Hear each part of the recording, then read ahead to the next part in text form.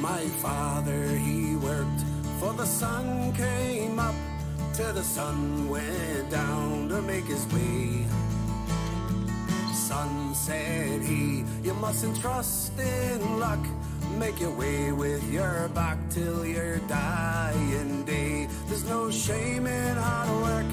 And he passed me a flask, and his life slipped away, and his hope slowly passed. For this reason alone, we'll raise a glass, because work is the curse of the drinking class.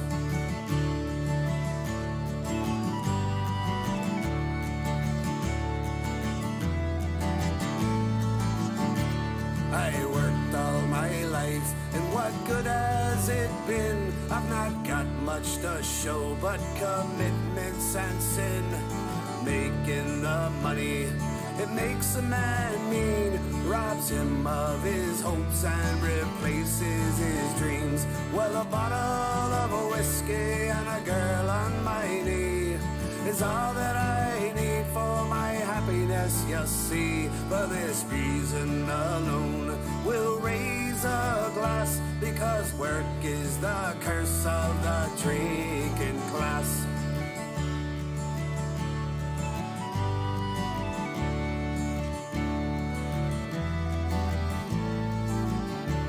Forget all your troubles, forget all your toil. This life is a bane of a mortal coil. Put a Guinness before me, I'll drink it and grin. Temperance is a battle, and I just cannot win. For this reason alone, we'll raise a glass, because work is the curse of the drinking class. For this reason alone, we'll raise a glass, because work is the curse of the drinking class. For this reason alone, we'll raise a glass, because work is the curse of the drinking class.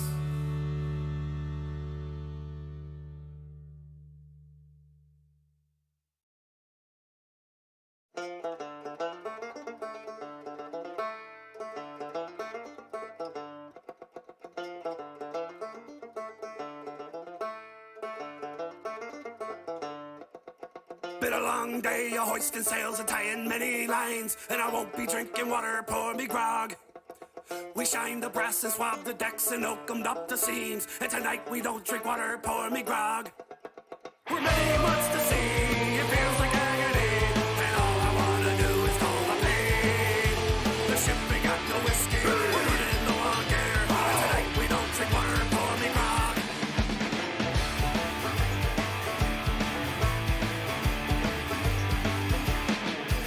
I sharpened up my dagger, and I found some unused rope, cause they made me drink the water, pour me grog. We'll tie up the first mate, make the captain walk the plank, cause he made me drink the water, pour me grog. We're many months to sea, it feels like agony, for that someone has got to bear the pain. The ship ain't got no whiskey, we drink up all the beer, and tonight we don't drink water, pour me grog.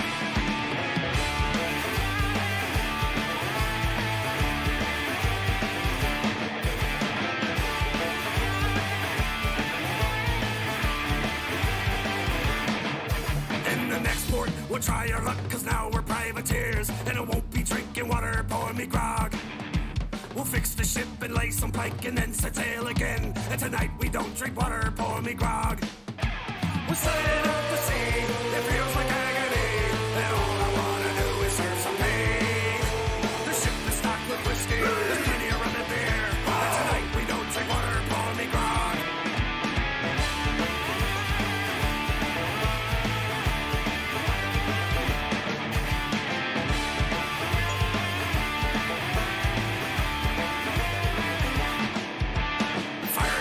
Board the ship, the prize is finally ours, and tonight we don't drink water, pour me grog.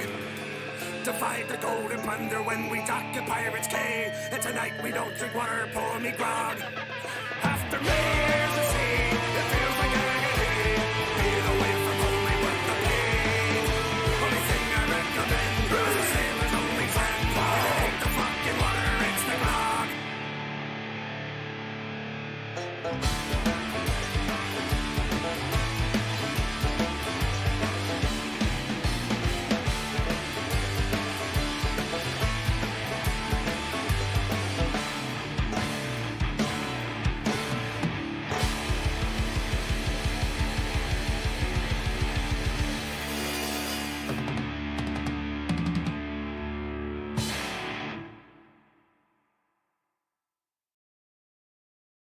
Have you heard about the big strong man?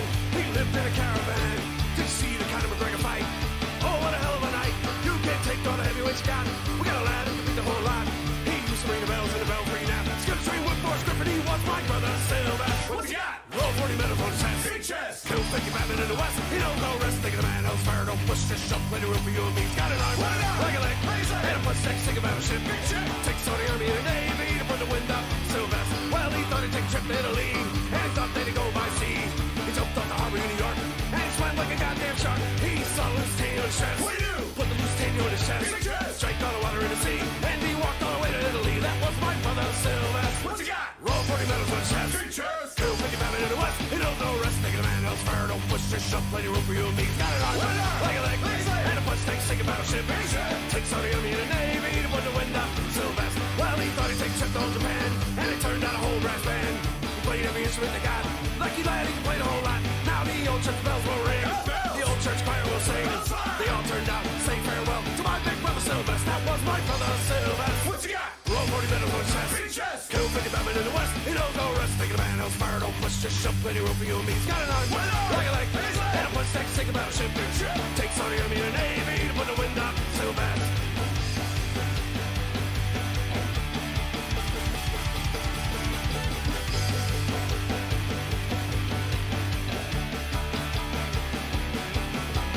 Have you heard about the big strong man? He lived in a caravan. Did you see the Conor McGregor fight? Oh, what a hell of a night. You can't take all the heavyweights you got. We got a lad who can beat the whole lot. He used to ring the bells in the belfry now. He's gonna train with Forrest Griffin. He was my brother Sylvester. What's he got? Roll 40 medals on his chest. Big chest. Kill 50 Batman in the West. He knows no rest. Thinking the man else fire. Don't push this shove. Plenty room for you and me. He's got an arm. Like a leg. And a punch next. Think about a ship. Big ship. Takes on the army and the navy to put the wind up. Sylvester.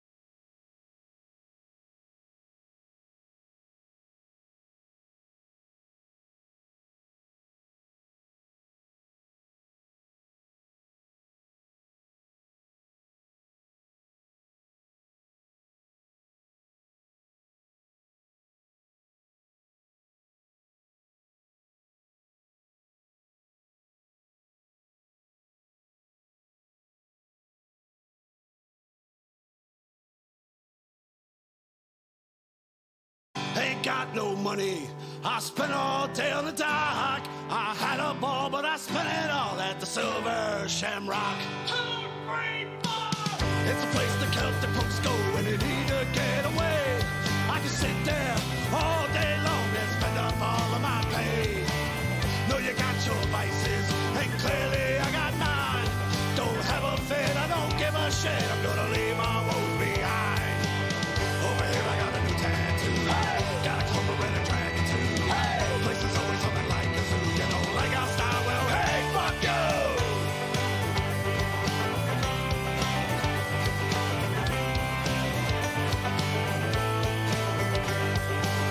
Put me up in the chair, man. I'll have another shot for me.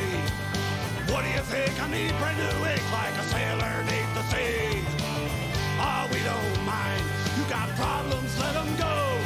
There'll be plenty of whiskey after we're done. Just open the bottle and let it flow. I ain't got nothing to do. I got a place to go. It'll pick me up and bring back my luck when my spirits are feeling low.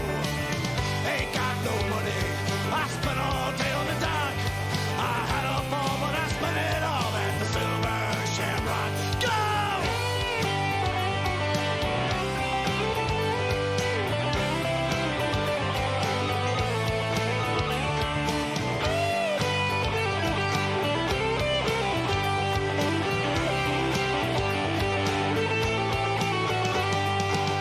Over here I got a new tattoo. Hey! Got a cobra and a dragon too. Hey! Place is always something like a zoo. You don't like our style? Well, hey! Fuck you! Ain't got nothing to do. I got a place to go. It'll pick me up and bring back my luck when my spirits are feeling low. Ain't got no money. I spent all day on the dock. I had a ball, but I spent it all at the Silver Shamrock. At the Silver Shamrock. At the Silver Shamrock.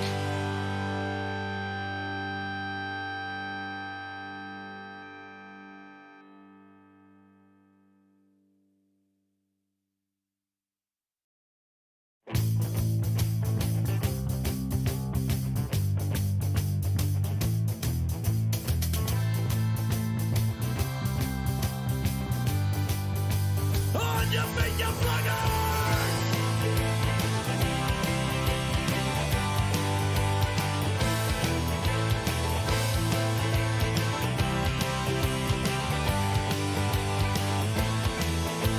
We plundered all the gold.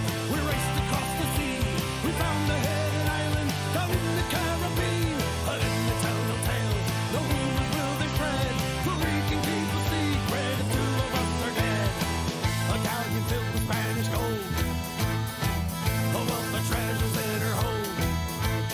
Sunk into the bottom and stripped down to the bones. And the crew and their souls to Davy Jones.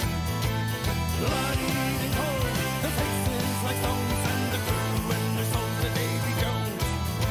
We plundered all the gold. We raced across the sea. We found the hidden island down in the Caribbean. And in the tell no tales, no rumors will they spread. But we can keep a secret if two of us are dead. A vicious storm upon the waves, as half of the crew was washed away. The Spanish had a wrath as the gods surely laughed at the foolish bravery of our escape. As the storm finally waned and a charted island raised, from the sea as only three of us remain.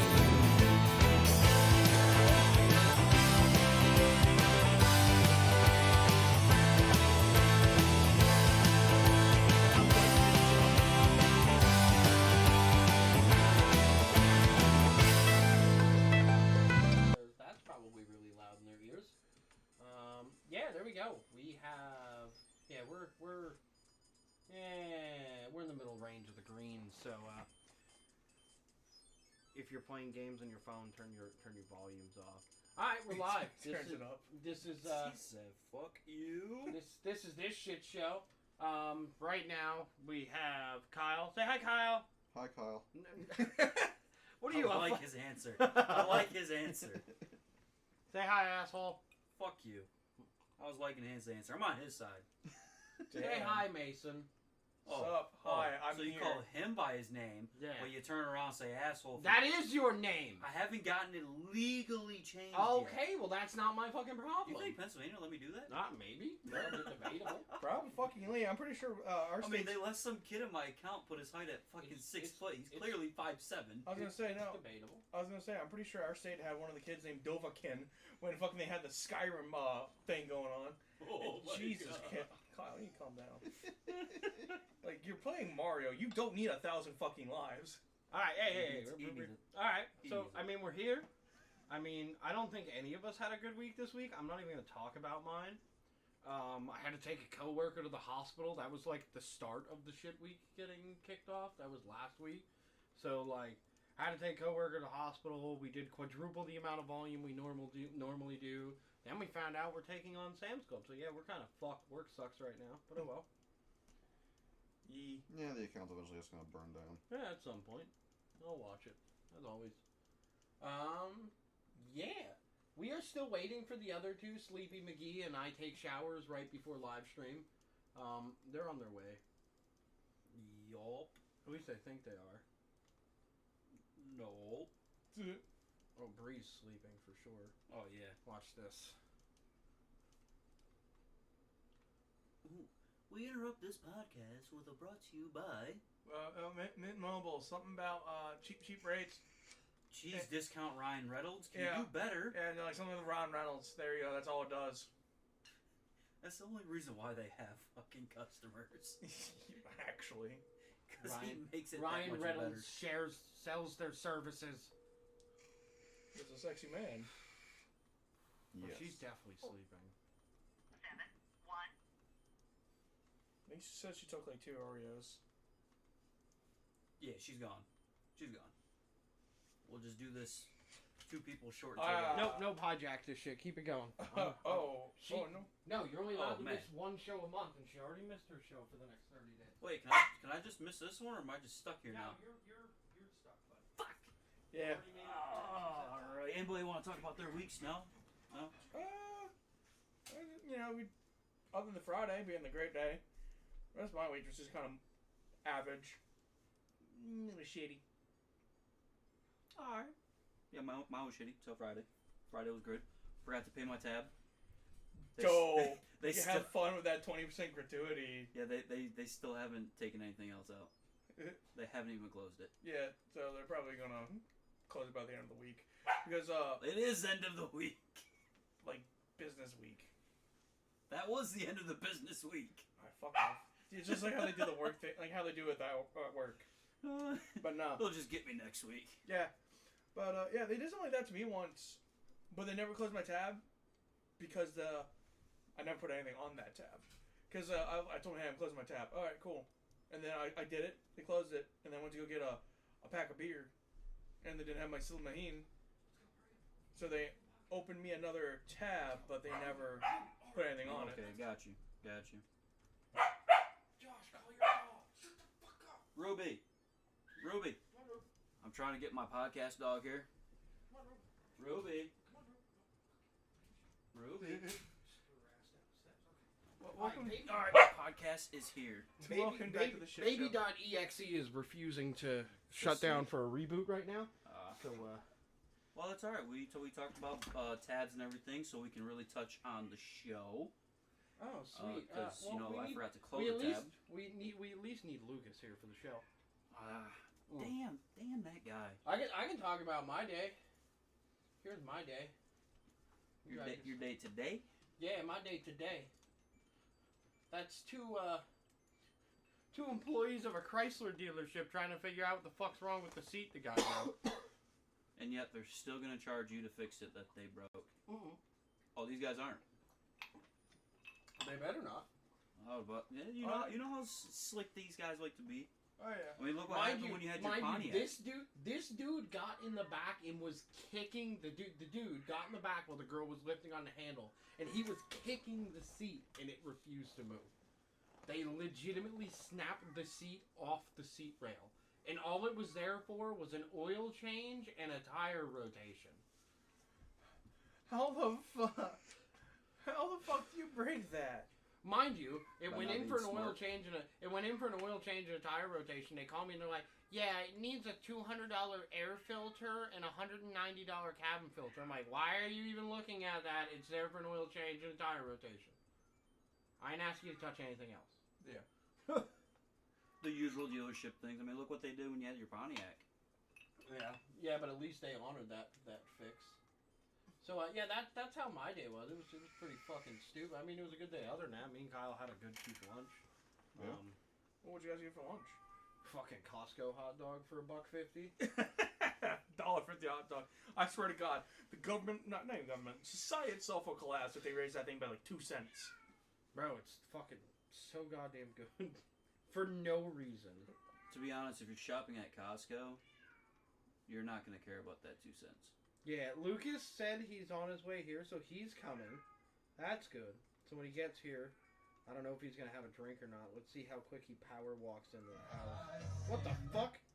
What are you playing? I opened up Facebook to see if anybody shared any of our posts or made any comments, and that's what I got. Yeah, because So, it autoplays their ads. Yeah. So, yeah. What is this? You see this?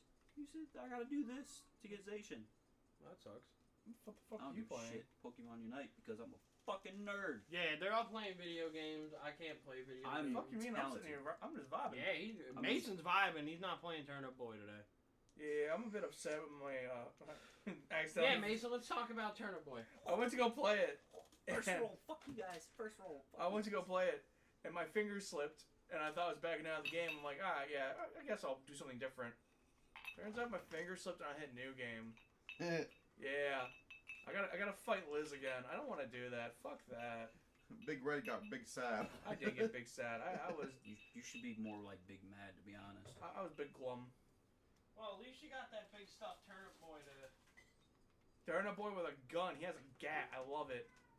Yeah, when is the new one coming out? Sometime this year. I can't wait. And it looks like it's just gonna be a spin-off of Enter the Gungeon. Hey, if I put a bottle of whiskey in a toaster strudel box, is that considered breakfast every day before work? If you're Yes. Irish, yes. Yes. I'm Australian. Does that count? Close enough. Australian and German. But I mean, don't like they're beer. technically descents. Alright, let's talk about something Kyle brought up. So, I had a stoned thought earlier. It was pretty fucking funny. And I'll get their opinions on it too. And then we'll let Kyle chime in. So, Mason was here for this. So, Josh, can it go see with the lights out? Like, we can't see with the lights out. They're essentially the spirit of a human. Does that mean when the lights are off, they're blind too? No. Why not? Because the spirit realm is completely different envisioning than what we see in the human realm. Yeah, but if they're... They're in two different realms, yeah, but technically. if To manifest it, they're using energy to project themselves. Okay, so when they manifest themselves into our world, they're in our world. Therefore, they have to apply by our world logic. You would think. This could literally go into a whole fucking... All right, Kyle, let's turn it into a thing physics while we thing. wait. Because I've already Nerds. seen the gears going. What's your? Well, I mean, I already discussed You my idea. you already told me, but we'll tell everybody that. Let's just get this into a heated debate now, while the rest of them trickle Well- in like a fucking the last 30 seconds of a long midnight piss. Trickle, Yeah, I trickle had one in of like those last night. Reagan's trickle down economics. Well, as I'm taking a break from getting, life after life at this game I'm playing. So, I've often thought about different Thanks for things. taking a break to join the podcast. Yeah, man. Like I said, you definitely need 1,000 lives. Super Mario Bros. 3. It's the hardest game ever. I appreciate your break. I just want to see if I get to the point if it's like an odometer. Once you hit a certain number, it just resets. Like, this isn't Ghosts and Goblins. You don't need to get this many lives. It's okay. But, no, I thought about this a couple different times. Well, being a ghost hunter. Kevin used to be a ghost hunter. I often thought about the concept of, our reality versus the spirit world reality. And I just always thought, I was like, spirits seem to be more active at night when it's dark. So I thought, well, maybe the reason that is the spirit world's an inverted version of ours.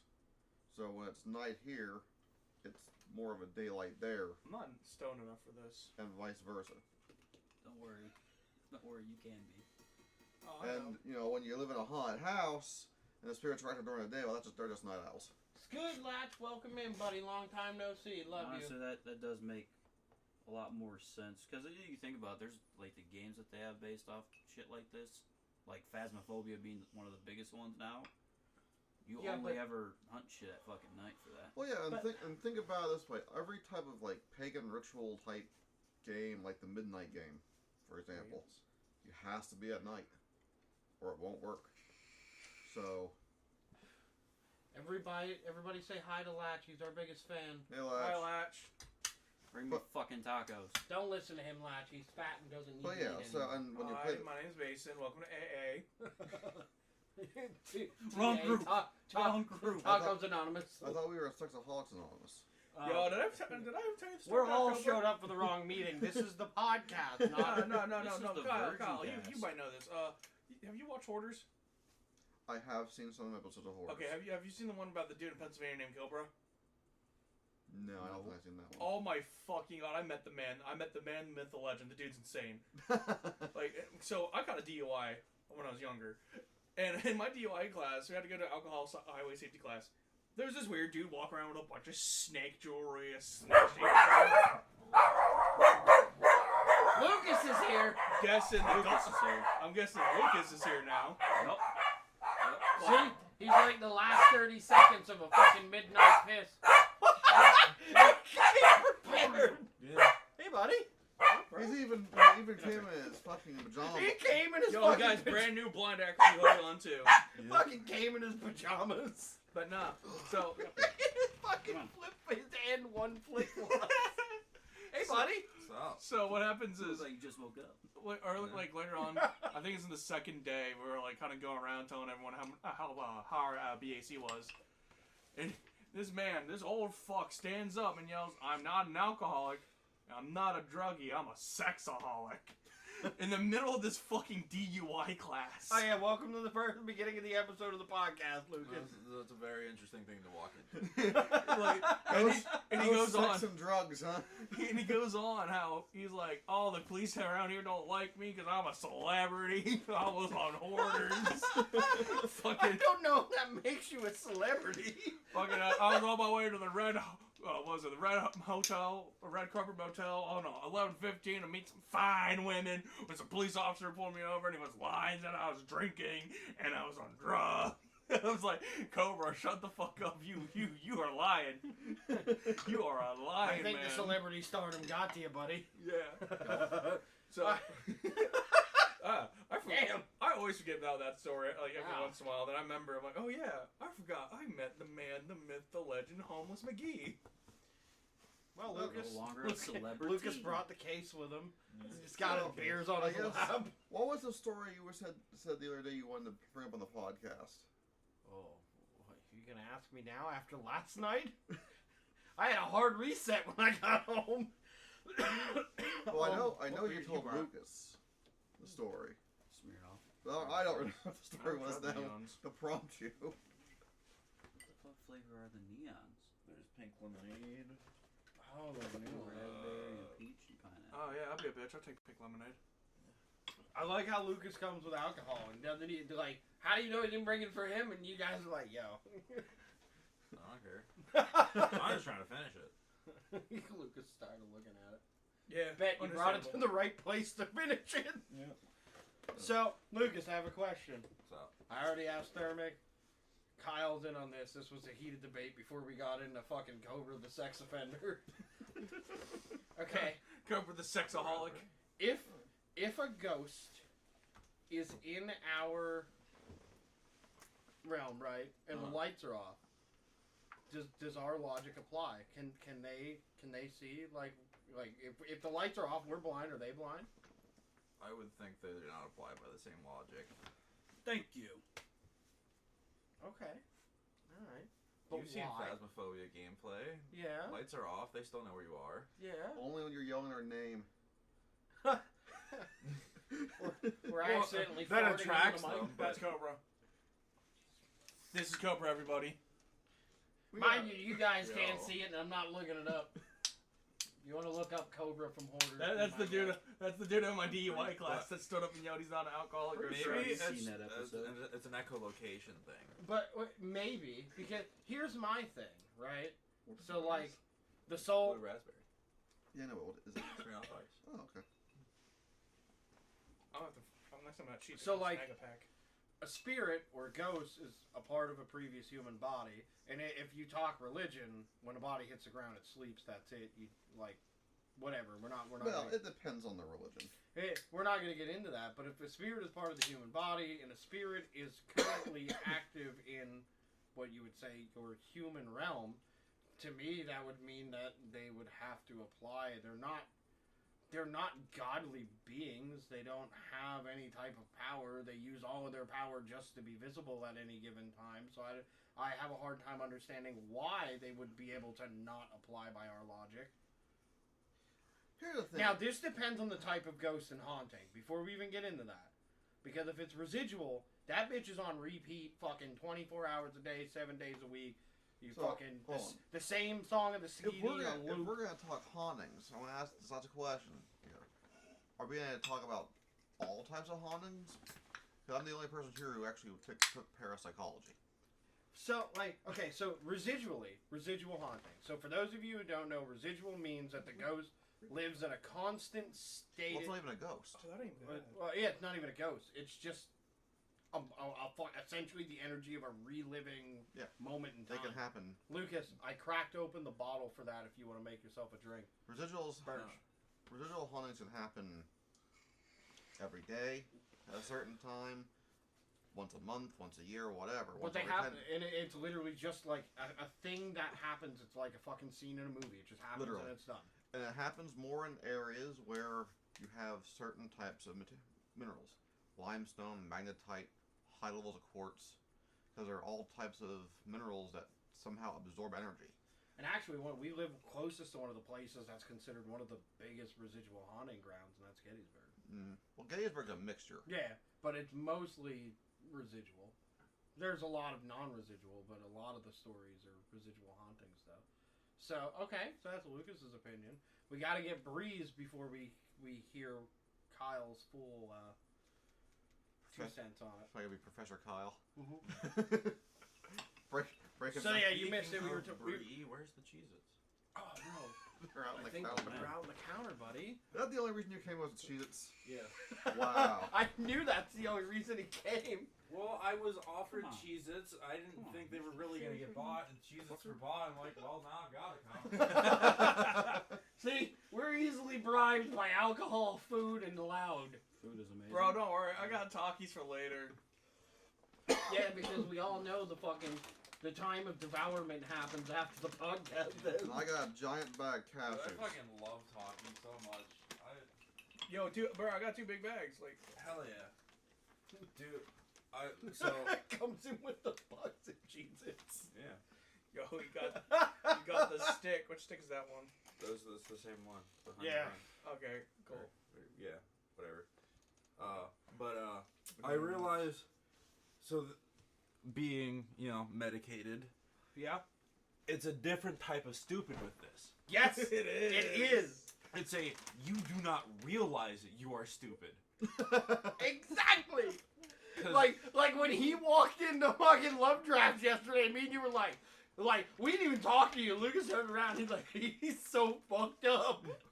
Like, literally, at my car, I put my phone in the beard box, Oh God, I think touched my pocket, was like, oh shit, I locked my phone in the car.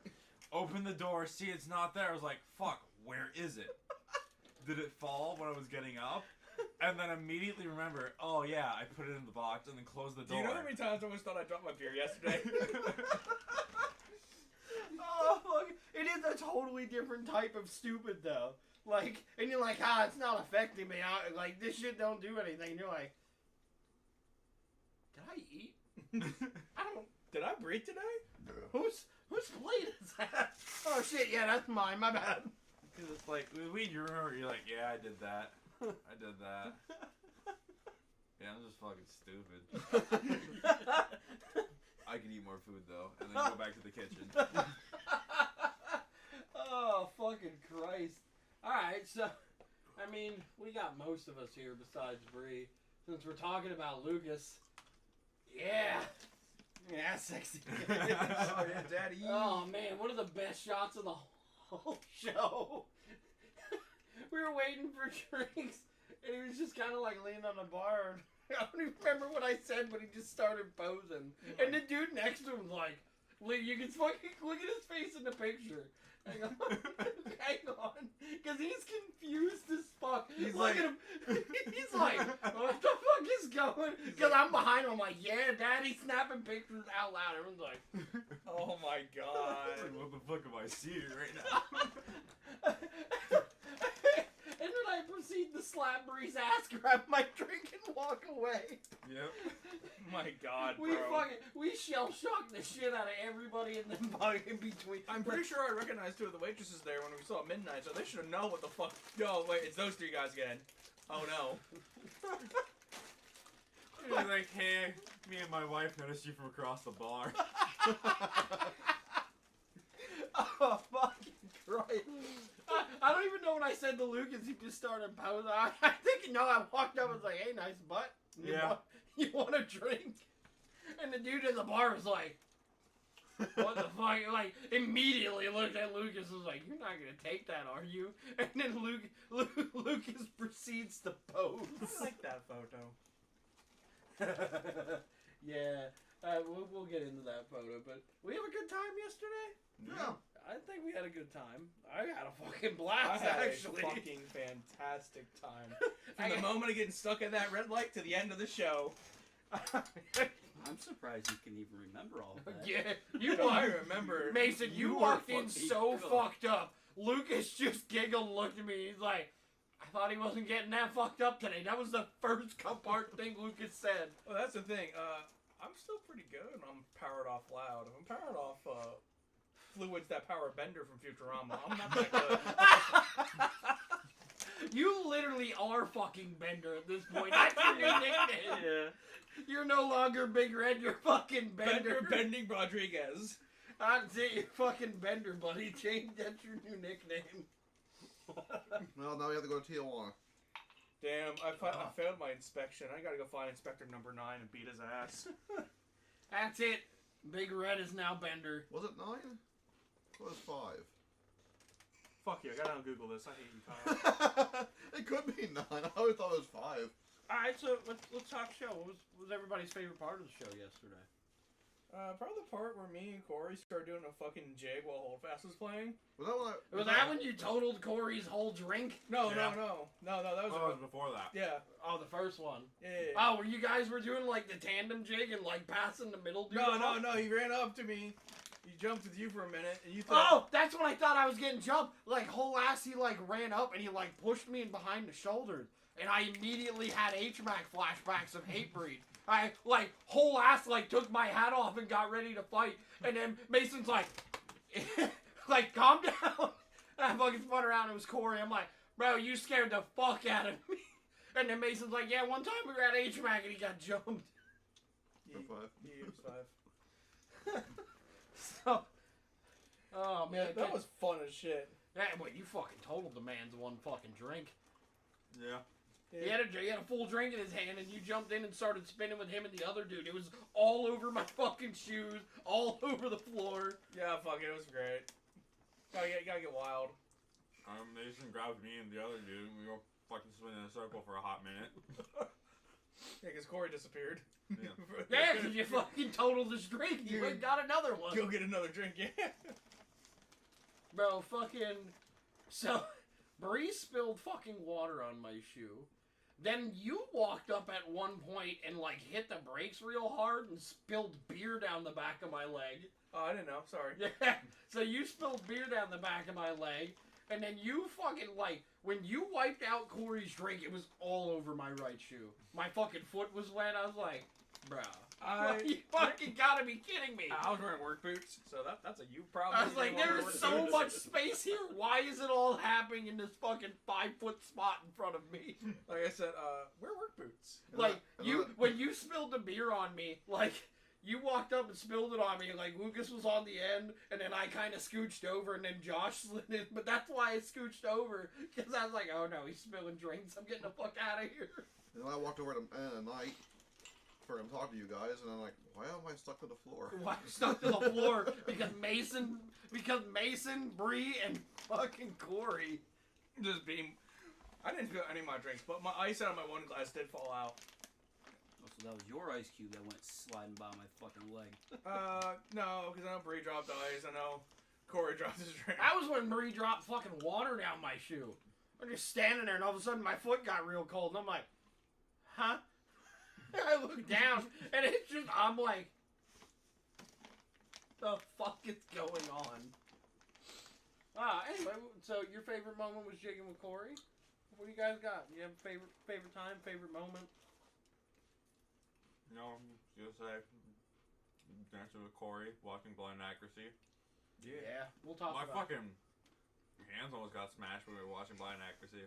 The dude literally like ran because my hands were on the rails, and the dude like runs up to the stage like full force and like slams his hand against the rails. Oh, and pinched you between the stage? Almost. I literally like felt it moving forward, and like the split second I lifted my hands up. You're like, oh no. Oh, I like having fingers.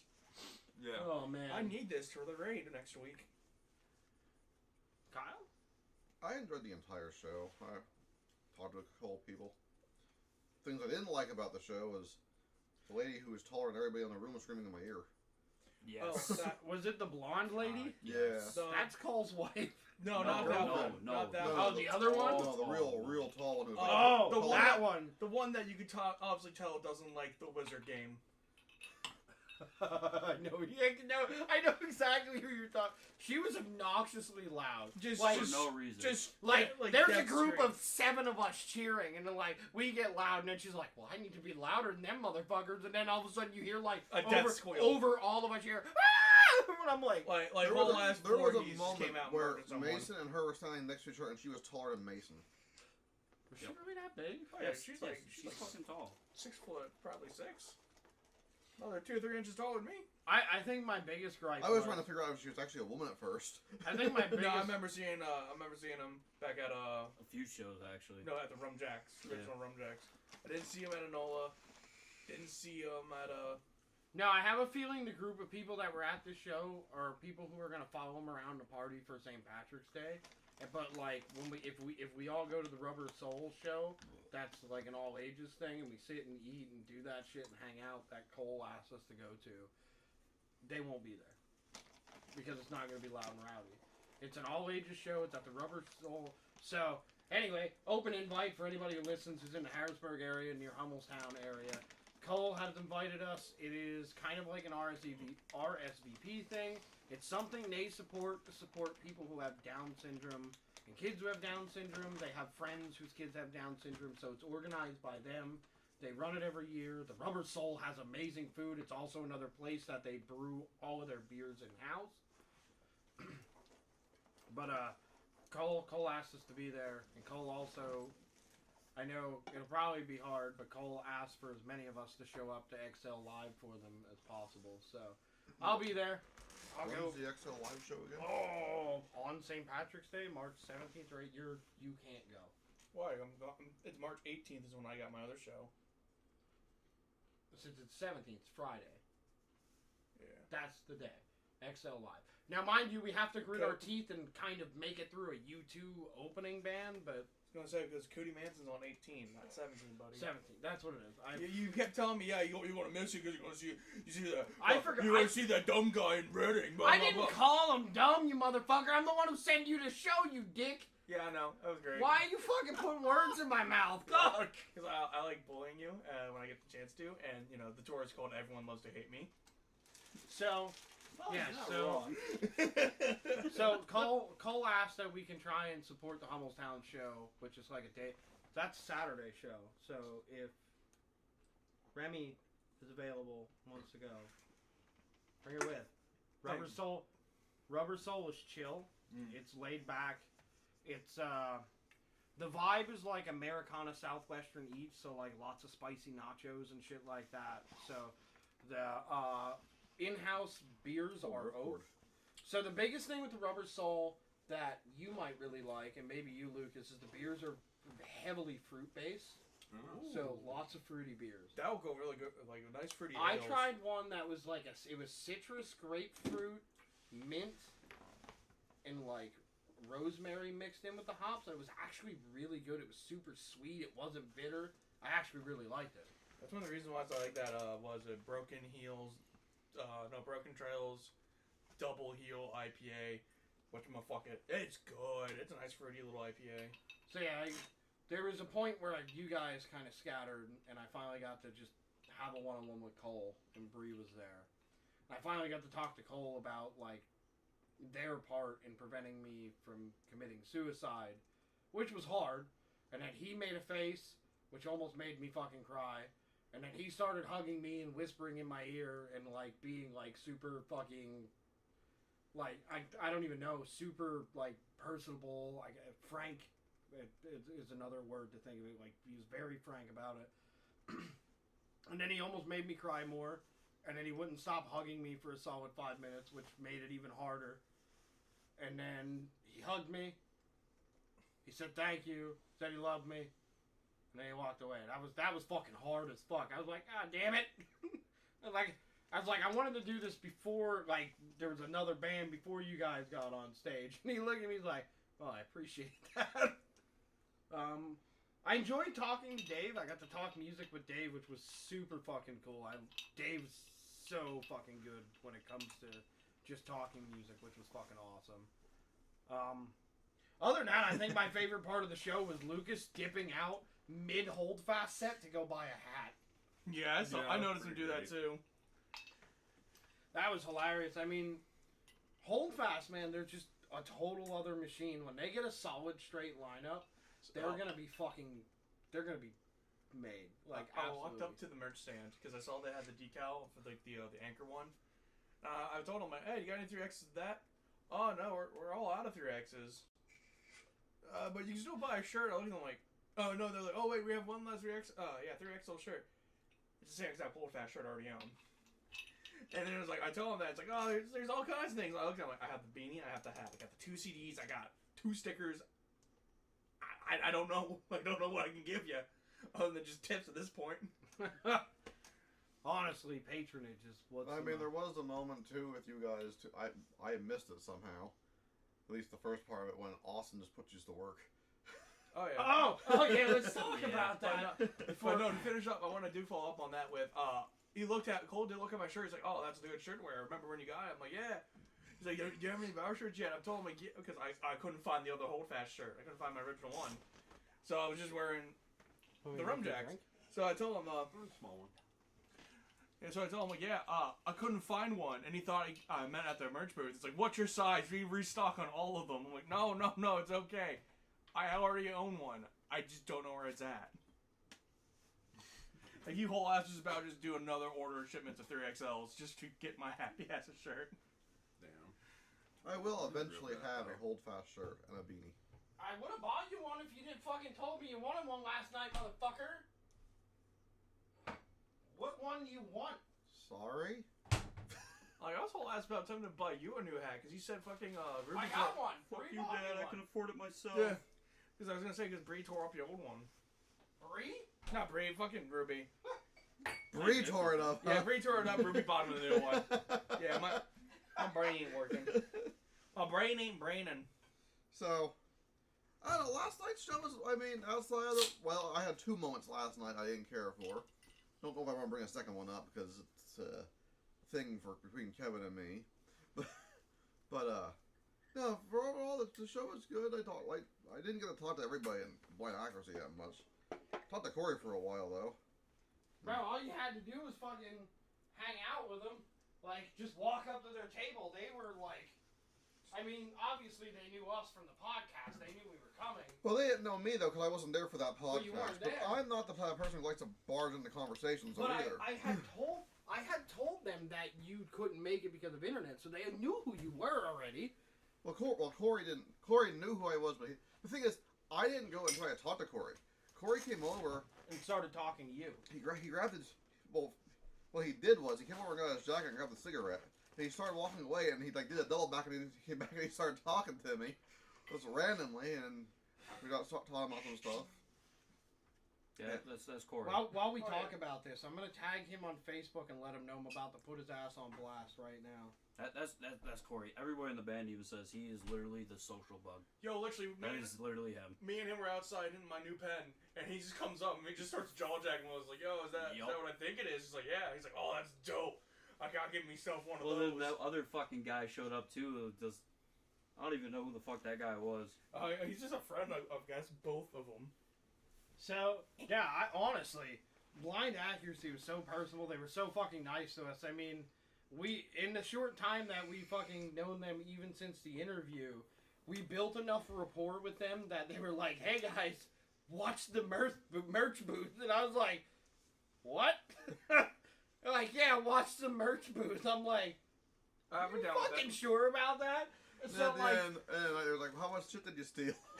yeah, and Corey's like, "Did you steal anything?" I'm like, "No, I have too much respect for that." And he's like, Bitch, guys no, you fuck- fucking did. That was me fucking saying that. You can try to get me to steal shit. Fuck out of here. Don't No, take I my tried to fucking get you to words. steal shit. I told him I wouldn't steal shit because I had to. He tried to give me a koozie off the table. I'm like, no. Fucking yeah. Austin tried to give me my patch and pin as like just a toss it. I'm like, oh, cool. Well, because Corey had told Austin to make sure all of us from the podcast got something for free. Oh yeah, but I still told Austin. He was like, yeah, just the little pot there, $15. I'm like, oh, cool. Here's $20. Keep the $5 as a tip. So here's the picture Corey took. Because he was walking away when he went to take this picture. You guys remember, he went to walk away, and then he turned around, and me, Mason, and Lucas were kind of huddled at the merch booth. And he took this glorious picture, which will forever be the fucking half the Into the Crypt cast fucking flipping Corey off. And the funny thing is, he took the picture, he's like, "I love it," and just walked away. He is definitely animated, I'll tell you that much. He's a good guy. I like It's him. fucking fantastic. But I think before I put him on blast, because I am going to put him on blast, I'll give him a chance to get in here and fucking defend himself in the chat. Well, they'll be going to. They're doing a show up in New York tonight. Yeah, that makes sense. Yeah. Well, it's way after that. Austin's with another band. Yeah, they already played. Well, their- Austin's in like 7 band or something like Yeah. that, isn't it? Austin's like everywhere. I swear to God, I saw him at Walmart. Apparently, so my wife set me up with a play date with Austin, so I need to pack up all my shit one day and go hang out with him at the spot. What the hell did that happen? I don't know. I walked up and he's like, "Hey man," hugs me, gives me like a half drunk fist bump handshake. He's like, "I can't wait for you to come over to the spot. Your wife said you're gonna come over." I'm like, "Huh?" Like totally confused. And I'm like, I mean, yeah. He's like, "Yeah, we'll come over and we'll do drum stuff together and shit." I'm like, "When?" He's like, "I'm always there whenever." I'm like, Does he technically like have a fucking room and board in there for himself? he bought it. He lives in one room. He rents another part because it's like a Yeah, fucking that's what I big mean. building. That's yeah. what I mean. So if you want to go hang out, I think one time we need to like find out when they're over there practicing and go give them a hard time and fucking heckle them. Yeah. Take alcohol, fucking hang out. Bring him some Yingling because that's what they like to drink. Sadly. Unfortunately, Fucking set up like lawn chairs. And fucking he starts has on like empty couch. I'm gonna canvas. fucking dress up like Bill or Dale. He has couches and stuff in there. I think we should do that. We should find out when they're gonna be practicing at the spot. Hopefully it's like a fucking Saturday or Friday. They don't have a fucking show. We'll just go fucking take a bunch of fucking alcohol and loud and go fuck. We'll go bring the chaos, the blind accuracy. Yeah, we're not even doing a podcast right now. We're just here to fuck around and see you guys get just destroyed. Here, hit this a couple times. How's your practice going, guys? Boom. So, like, overall, let's talk about Corey's promise. Corey, he was, I want to say, overly adamant about the sound change of Blind Accuracy between when we seen him at Rum Jacks and last night. And I was kind of, like, on the fence. I'm like, how much could they change their sound? Like, I know that they've rotated members, but how much could the sound have changed? It changed a lot. It did.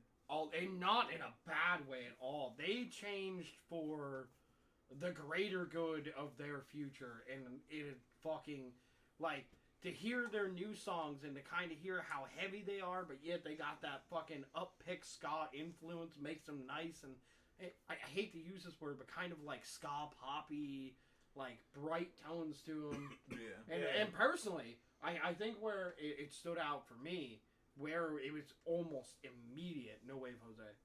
Oh yeah. Yeah. That sounded so much better. So much better. Like, better than when we heard them play it the first time, better than it was recorded on the album. It didn't even sound, honestly, at first, besides knowing the riff, it didn't sound like the same song. I was like, wow. Yeah. Holy fuck.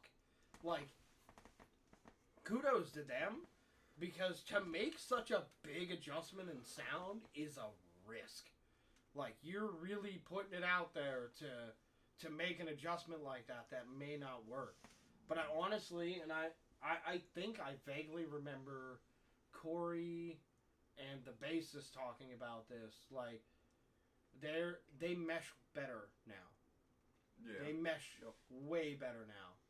And it's almost 100% visible that the path they're on is the better path for them.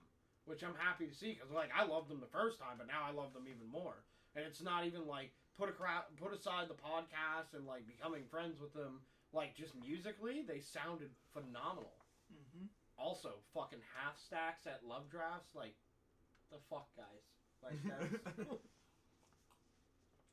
that's a bit much. Like, even Midnight didn't have half stacks. They only had 2-speaker cabinet. I mean, they were fucking loud. Oh yeah. They were, like, top tier pro grade. They were loud. They as were fuck. top tier pro grade, like, 2-speaker cabinets, but the 2 speakers in them were like 27 inches apiece. Yeah. They were fucking loud. They were built for noise. Yeah, like, they were essentially the size of that TV with a fucking Marshall head unit on top of it. Oh damn. Yeah, but 2 speakers, that was it. They were like whole ass head units run into fucking PAs. Like, they weren't mic'd. There was no mics in front of them. It was the only sound you had through the PAs was drums and Afnir's vocals. The guitars were so fucking loud they were not mic'd. Like, Yeah, it was crazy, man. and it was fucking crisp and solid. Like, It sounded good. Yo, I hope Midnight comes back there again. I really want to see that fucking absolutely. That- just honestly, like, blasphemous punk. like, honestly, Blind Accuracy, fucking, they killed it. I can foresee a bigger... I have a feeling we're going to see, after the next album, one more big sound shift before they fall into what is going to be their, like, official sound. Yeah. And I think that's going to be the biggest tonal change for them. So, I mean, we'll see. As far as was a Gleason's Drift, they were good. They sounded great. And I appreciated the fact that, like, musically they sounded good. The singer was a little flat, and I honestly think he was kind of nervous. He didn't seem like he was ready for it. Yeah. Because there's probably more people that... Actually, coming from a musician from where they're from in Schuylkill County, PA, I know for a fact there was more people in that bar than there was at any bar in Schuylkill County where a band like that would play. And same thing, Kyle. We've been there. We played the fucking 3 people. We pulled a hold fast. Me and Kyle have pulled the hold fast at that fucking... At the art exhibit where there was like 8 of us in there.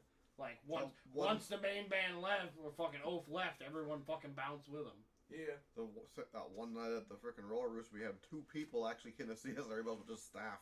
Yeah. Yeah. And we were like, who did the PR? Yeah. And the dude rowers was like, I forgot. Hey, Oh, thanks, my man. God. Not our job to do that.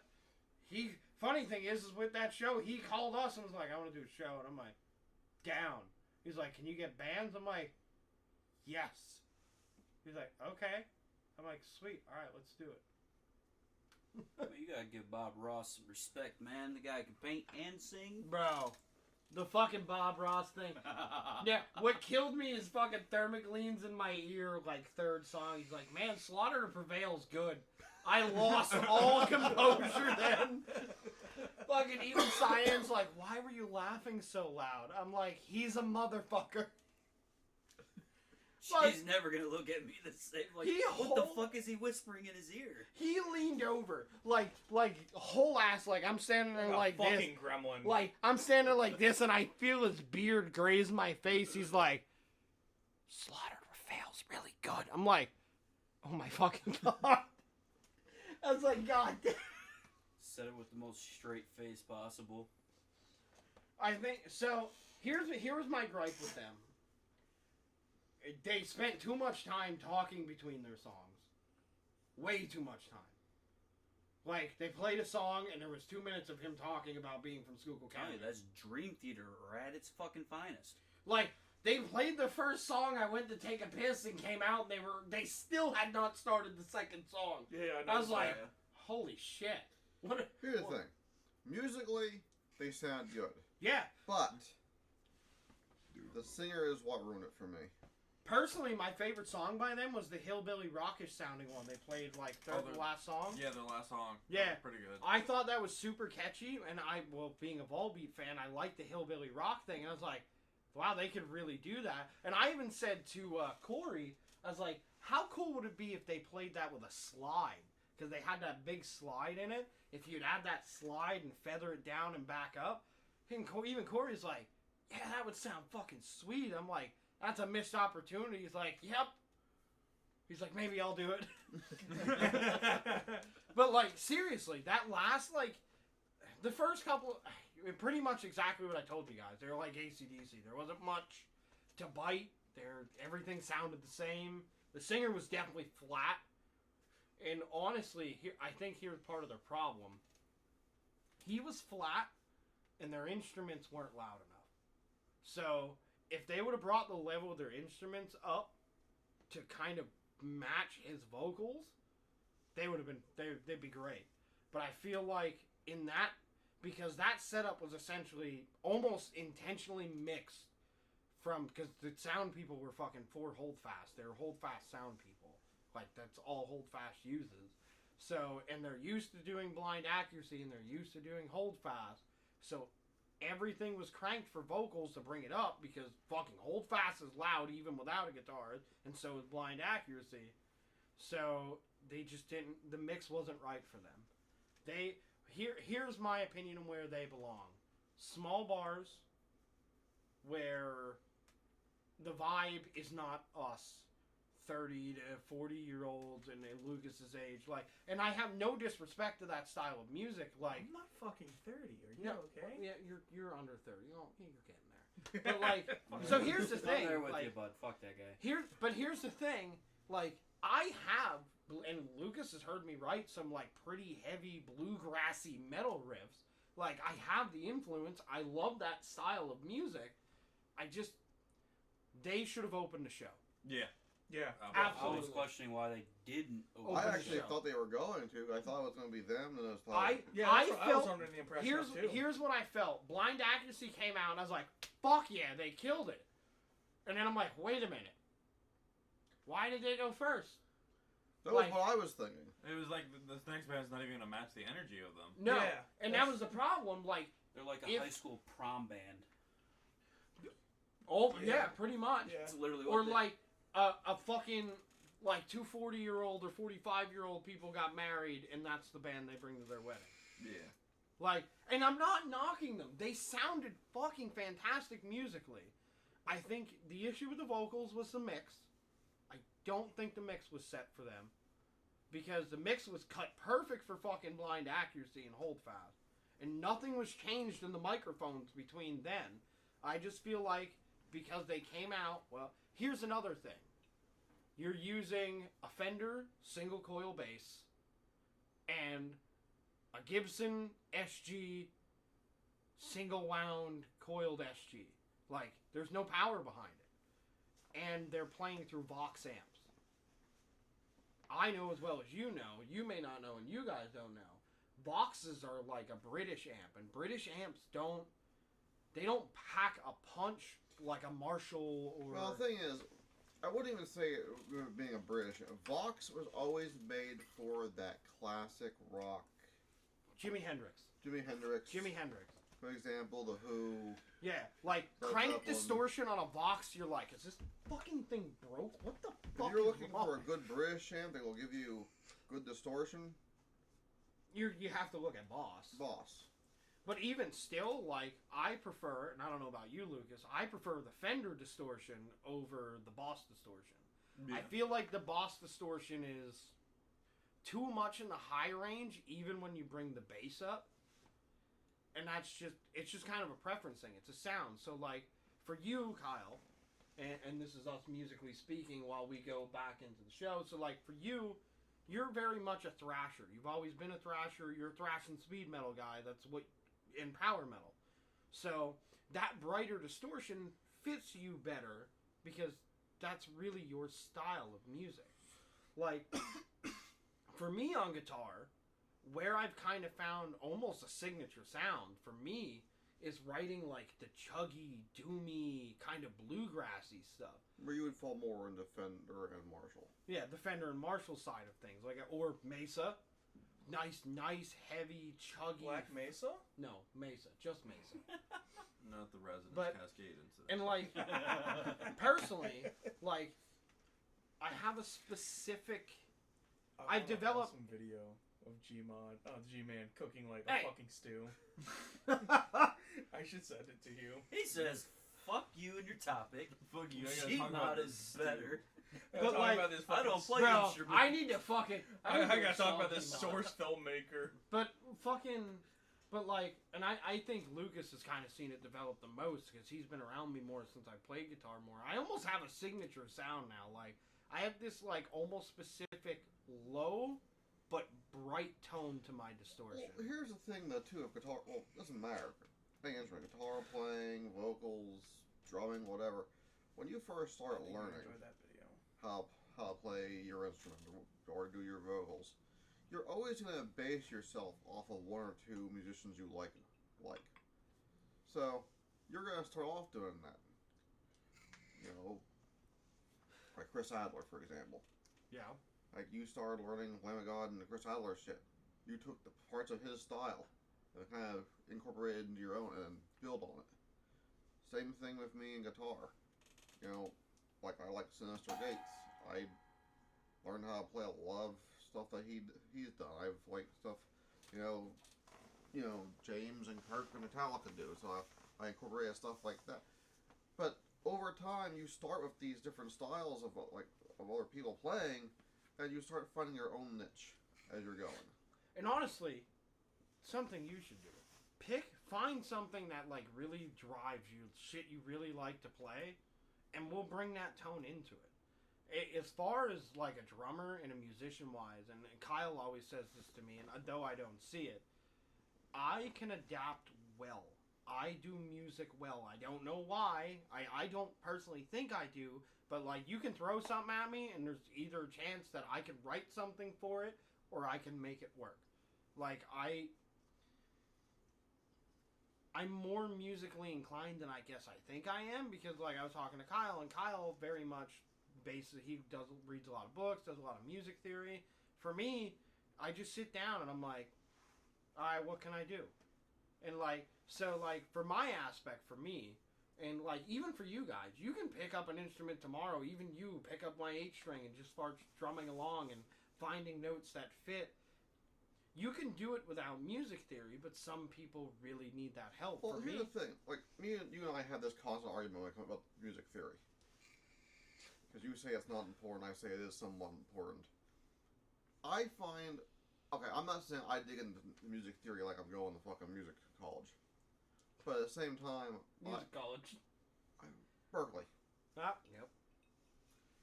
But anyway. But at the same time, I do like studying some things like music Oh, theory when it comes to scales, different chords, stuff like that, just to give myself an idea of how different styles are done. But in reality, when it comes down to it, once you know some of your scales, and you know that little bit of theory, and you know those chords, you can figure out the patterns and what sounds good together. You can go and play a G major chord and know that, hey, I'm not saying these actually go, I'm just using a reference, but hey, this G goes great with this A, or this A goes great with an F. Can you be like Fallon and Rick and play with a minor? Oh my god! So here, I'm gonna bring this up, Lucas. You played trumpet, right? Yeah. So Here's my theory of music Fucking theory. wrong And I, for that. I want to hear you out because I was a band guy too. I played the violin. That's how I started string instruments. Can I pick it up now? Probably not, because that is a very hard instrument to learn. And once you unlearn it, that's it. I feel like music theory has a place in large composed music because music theory pulls all the harmonies in of all these different instruments. Because like this doesn't key with him. And he doesn't key with the string section. Well, that's not what I mean, though. What I'm saying about music theory. I'm just saying, you personally, when you're playing, just knowing this, not saying you gotta know every fucking thing there is about music theory. That every note that goes with this and every, because if you look at, there's 30,000 different chords out there and a couple hundred freaking different scales. You don't need to know all of them. No. But having just knowing enough theory, especially for a style of music you want it to be in, will help you in the long run knowing, hey, I want to write something that's in some sort of exotic scale. With that theory, you know what notes are going to go with it. See, I don't know. See, like when with what me and Lucas are writing, there's no like. But your thing is, you're still finding your theory, Kevin, is what I'm saying. Because you're playing, even though you don't really know the theory, but Well, you're yeah. finding the notes that work Kyle with is it. totally right about this. Yeah. Because yesterday you were talking about your 8 string. You were like, well, if I'm chugging up here, you can't chug up here. You need to chug down here. Yeah. Or else we won't fit right. You're doing music theory without realizing you're doing Exactly. music theory. And honestly, maybe it's just a passive thing that I just retained over time that I don't fucking realize I use. But everybody in music, doesn't matter what instrument you play, uses some sort of theory, even if they don't realize they're doing it. Sometimes you just figure it out on your own by accident. That you don't, like Johnny K is a good example of that. A man who teaches guitar, but fucking says he sucks at guitar, but will whole ass rip a solo, and you're like, who's playing guitar? And you look over, and it's just a sweaty fat man in the corner with an HD. and then you'll you're ask him, like, asking if he can teach you that when you're doing it. I was like, well, I don't do this thing. I was like, yes, you do. We just watched you do it. Well, that's the thing. When you put two magical things together, your brain don't function sometimes. You can't remember how to do the thing. But that's the thing. Like sometimes I forget how to make the door to I the guess door. I guess this is where I am. I guess I feel things fall in place more organically if I'm not thinking about the theory of things and how things should fall. Well, yeah. Well, you see, if you overthink it when you're doing things, Or if you're like me and Lucas and the file deletes itself. Yeah. like I said, Start all over again. once again, I find music theory interesting. All right. Do I dwell on everything I'm doing with it when I'm trying to write something? No. But it gives me an idea of where I'm going if I'm trying to write something catchy. So, and before we continue on to show talk, this is going to be my thing to you, and I know you hate when I say this to you, but sit down, take a chord, take the main chord that you want to put in there. Don't think about the theory, don't think about your chord positions, don't think about what chords go, don't think about scale. Just sit down, and hit one chord. I understand what you're saying, though. I do. And I do stuff like that, but at the same time, you can't take another note or another chord that's, Well, I that's get not that, compatible with what you're but playing. You can't take Twisted Freak Well- Show and then add like a Slayer fucking breakdown in the middle somewhere. Bullshit, yes you can. You can, and Actually, that's on the called contrary. dissonance. On the Thank contrary, you. I don't know if you guys it have won't heard. sound good. Fuck that. Yeah, That's a- fucking it Eskimo sounds cowboy. good. No fucking. Because it doesn't yeah, sound Eskimo good. Cowboy, but then there's fucking people on TikTok that'll take like fucking like But- Bring Me to Life and throw it into a fucking Linkin Park song. But here's the thing. What I'm trying to tell you, Kyle, is where I think your writing block comes from. Because you're always like, well, I try and write things and it doesn't fall in the right place. And I was looking into this and I'm trying to keep it in this scale. So even if you take one chord from your scale, take that chord and just fucking take that chord and do when me and Lucas essentially wrote the riff to the song we were supposed to release tonight in probably 10 minutes. Because I took one chord and I went, nope. Okay, and just find spots where it organically falls, and then take that space between, and just fucking throw any note into it. It's not. My issue is not what you're thinking my issue is. Well, see, when you explain your issue to me, that's how it sounds. Yeah. Yeah, well, that's not the problem. Thank you. I am Same thing. That's I am a person who likes technicality. And when I'm writing something, yeah, I can write it and make it sound good. But if it sounds too simplistic to me, I had a bag of Takis out here with all my shit, and then it was moved, and I forget where I moved it. Oh, it's up on my hoodie. I forgot. but anyway, I'm dumb. I can write simplistic things. I was doing simplistic shit this morning. But if I'm writing stuff, I just like to try to add a technicality to it. And because I feel if I go simple, it just feels too empty to me. So I try to find more ways to build it and make it more technical. I guess it really falls into what your style is on top of what can be brought in with the bass. I'm gonna and grab the the drums. 8-string while we talk about this because I have a riff. It's a chuggy riff, and it was in the original song, right? So it was in the original song, and me and Lucas really liked it because it was a huge time shift. But then we realized that the huge time shift was just not going to work in our favor, and this, that, and the other thing. Just, you know, me and Lucas kind of just being me and Lucas, because personally, not that we're totally fucked up the whole time, but we're not entirely sober either when we do it. Yeah. Honestly, some of the most fun I had, and I really hope we can get it to work again. I would love to fucking sit down and, just fucking play songs in Rocksmith again, because I had a blast. And I want to start learning lead stuff.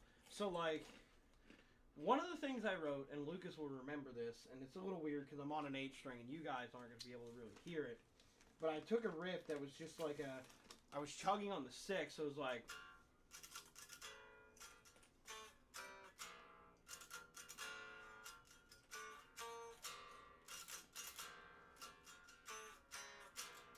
Which, breaking your music theory scale... So, because I'm adding a space between, so here's where you can add complexity that you're not thinking about. So I'm going, this is a major chord, which I know is a major chord, minor, major, minor. Yeah, so, you're using a Dorian scale. That's literally the Dorian scale. So, when you think about this, so I have a part to that, which is literally... Your complexity can come from something as stupid as just galloping 2 strings. And literally, when you hear it, when it was in the original mix with what I showed Lucas,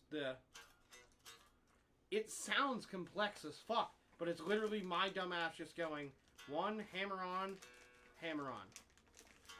But the thing is, too, when it comes to writing, too, and you want things that sound complex, I'll actually give you an example of that. Metallica's newest song. It's not as easy to play as it sounds, but things that allow the complexity on, or at least give you the idea of complexity, is just simple things like string bending and vibrato playing. So, but... I'm not saying you have to be like Rashad E.B. and be able to freaking... So, and this is going to bring us full circle, because now we're going to talk about Holdfast, which I think is great, because... One of the things that Dave was super happy about, talking to me about Holdfast music, which I guess he likes talking to me because I'm willing to talk music, is Holdfast is almost absolutely intentionally meant to be simple. They have no desire to add any level of complexity, and personally... And to me, and I don't know about you guys, because Dermot, you listen to a lot of metal, but there's a lot of simple metal songs out there. And really, sometimes simple sounds the best. Like the original song me and Lucas were working on, we had a couple really complex things, and we were like, well, if we cut this out and change this, we can kind of make it more simple. And the more simple version actually sounded better than adding the technical parts to it. So really, so take those technical parts and play them on their own. If you can play your technical parts on your own, and they sound good by themselves without the rest of it, then that's another song. Keep the simple parts and put it aside. And that's what me and Lucas did. So the original riff, I had 3 versions of it. 2 super technical with more hammer-on pull-off stuff, and hammer-on pull-off chords, like sliding and hammering on and pulling off. And what we settled with, which I saved part of the file. We don't have I kind of have some of the bass. I kind of fixed it on fucking Thursday. Kind of not. It's there. But we found that the more simple version with just an accented slide sounded better than any of the technical versions. So remember that when you're adding technicality to music, and I think that's the one thing I liked about Gleason is they, compared to Blind Accuracy, is like technical punk. They're fast, they're thrashy, they're quick, their chord progression is quick, it's all over the place. And 2 of their new songs, I noticed 2 scale changes. So they've started on one scale, changed for the verse, and then changed back, which I thought was super fucking cool, because they went from this like super punky, thrashy, like wristband, kind of had that punky tone, and then out of nowhere, verse is all like ska-ish, which was a total scale change, which I thought was super cool. But I liked Gleason's Drift because it was just simple. Like, if you watched what they were playing, it was mostly, and I kind of appreciated from a bassist standpoint, they were really bass heavy. Like, the bass parts were more extravagant, and the guitar parts were essentially like G major, D major chords, but it worked. And honestly, their biggest song that stood out, and if you watched them play it, was that fucking, the Hillbilly Rockish song, which was super catchy, and it was all because they were adding an accented slide into it to give that hillbilly sound. Like, if they fucking threw a slide on that, I would have been sold on that song to begin with. I would have been like, alright, they were actually pretty decent, but without the slide, I was just like, eh. But, like, talking to Dave about Holdfast, and I wish I should have pulled you over when I was talking to him. Actually, I think I was standing next to you when you're talking to him. Like, they pride Holdfast on simple music. Like, and if you like, I was specifically watching Jack play, and like everything he played for them was more simple than what was originally written for the song. And now, when I look at the things I played for them, I have a certain level of technicality to my stuff that the first guy didn't have, and like Dave doesn't, or Jack doesn't use. But it's not like I don't know all the rudiments Jack knows. I just know certain ways to make things a little more technical. And now that I think about it, like, I've been really focusing on the technicality of how the original drummer did it, and Dave was literally like, and one of the things he said to me that fucking meant a lot, he's like, I liked your version of Pour Me Grog, because I did a hybrid version of kind of their bass beat and my fills. So I did a variation time change. But here's the one thing that threw me off, and he was talking to me about it. So Gentlemen's and Rogues, he wants me to record my own clip. He wants me to do my own version of it now. That's the mountain he put in front of me. But it's not a time change. It's a measure change. So it's only played in 6. It's played in 6, then played in 4, then played in 8, then played in 6, then played in 4. Which is fucking weird. So I've been hammering it out, learning it on a metronome. And I played on a metronome, and I broke it down to the parts. And I was like, well, okay, I got the first part down, I can play it. And then I go to play the second part, I got it down, and then I go to play them both together, and I'm like, huh. Because it's not metronome. It's not tight. It's not meant to be tight. And that was kind of, I think that's what keeps Holdfast so good without certain fucking parts of the band. Like, okay, they don't have a guitarist, they still sound fantastic. Why? Because everything is loosely written. Nothing is set in stone, nothing is on a time signature, only one song. Because, like, last night at Holes, like, a lot of the songs that they played, like, if you listen back to the album, I mean, yeah, there's a guitar player there, but you don't really notice them as much. Like, they still sound just, in my opinion, like they do on the albums. And here's my thing. Jack's version of Punk Rock Band is slower than the original, and mine is faster than the original. Remember, his is called the Tingly Nipples, though. Tingly Nipples. But, like, when they started playing Punk Rock Band when I was at the bar, I didn't even recognize it. I was like... And then I heard Cole start singing. I'm like, oh, fuck, that's Punk Rock Band. And then, like, I played back to the conversation with Dave. Because they're not consistent, they're loosely written. And I honestly think that's how I'm going to start doing shit with me and Lucas's project until we do the punk thing. We're just going to loosely write it. We're going to let it flow organically, and how we track it is how we track it, and that's how it fucking goes. Because really, at the end of the day, Holdfast fucking slaps. Like, you would never know their shit was loosely written, because they didn't tell you. You don't know they fucked up. You don't know that. I mean, there's 3 times I heard Jack go off time hardcore last night, and I was like, oh fuck, that wasn't good. But like, and I don't know. That's just the way I'm gonna take things. That's the other thing that what you and I just talked about.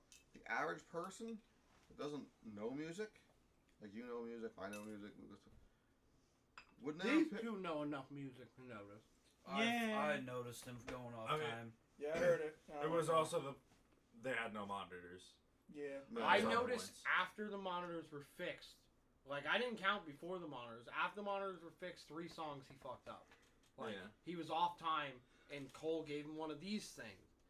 So I seen Cole turn around for that because they were in the pause break for it. yeah, And then So, what's his name? The bassist went in on the song after and had to regroup him back in. and here's the thing: Jack is a fantastic drummer. He's very good.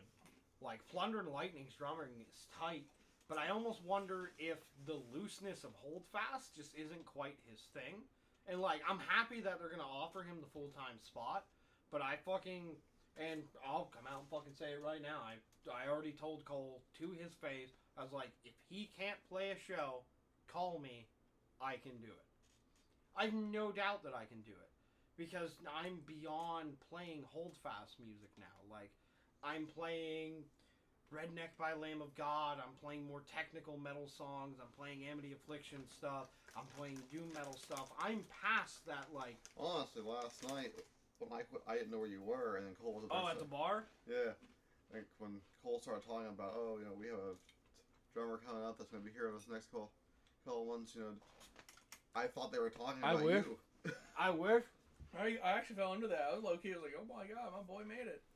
Yeah, that's what I was thinking, too.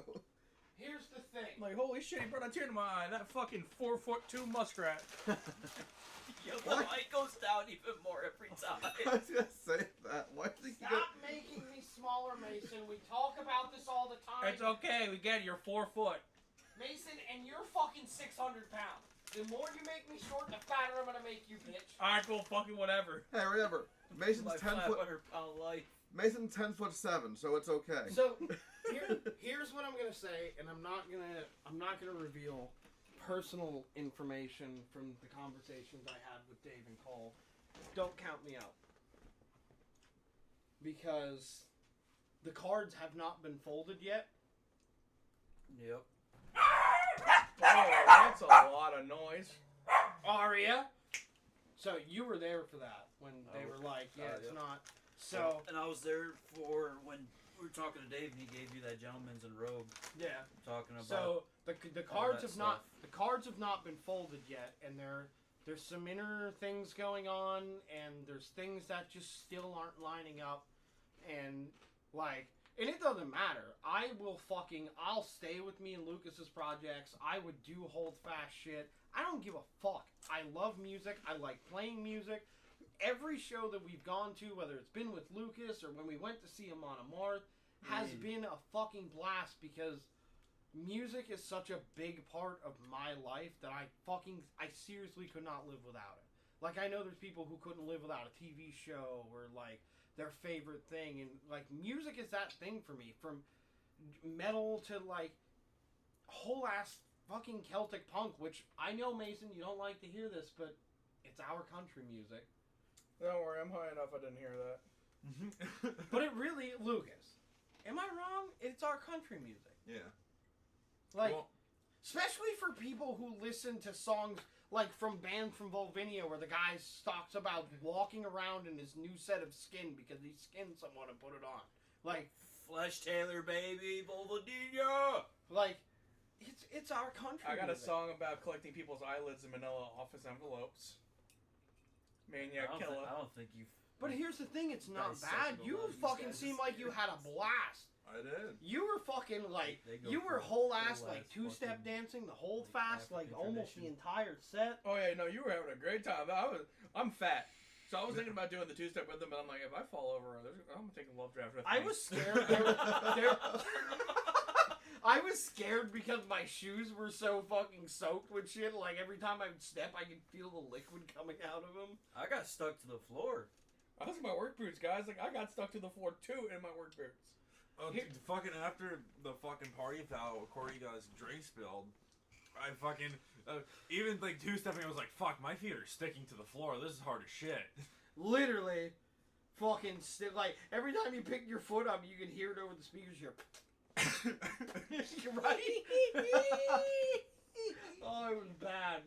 So the next Hold Fast show we go to, Lucas, which will be the XL Live one. If you would like to go, I would like you to go, Kyle. If you want to go again, let's go.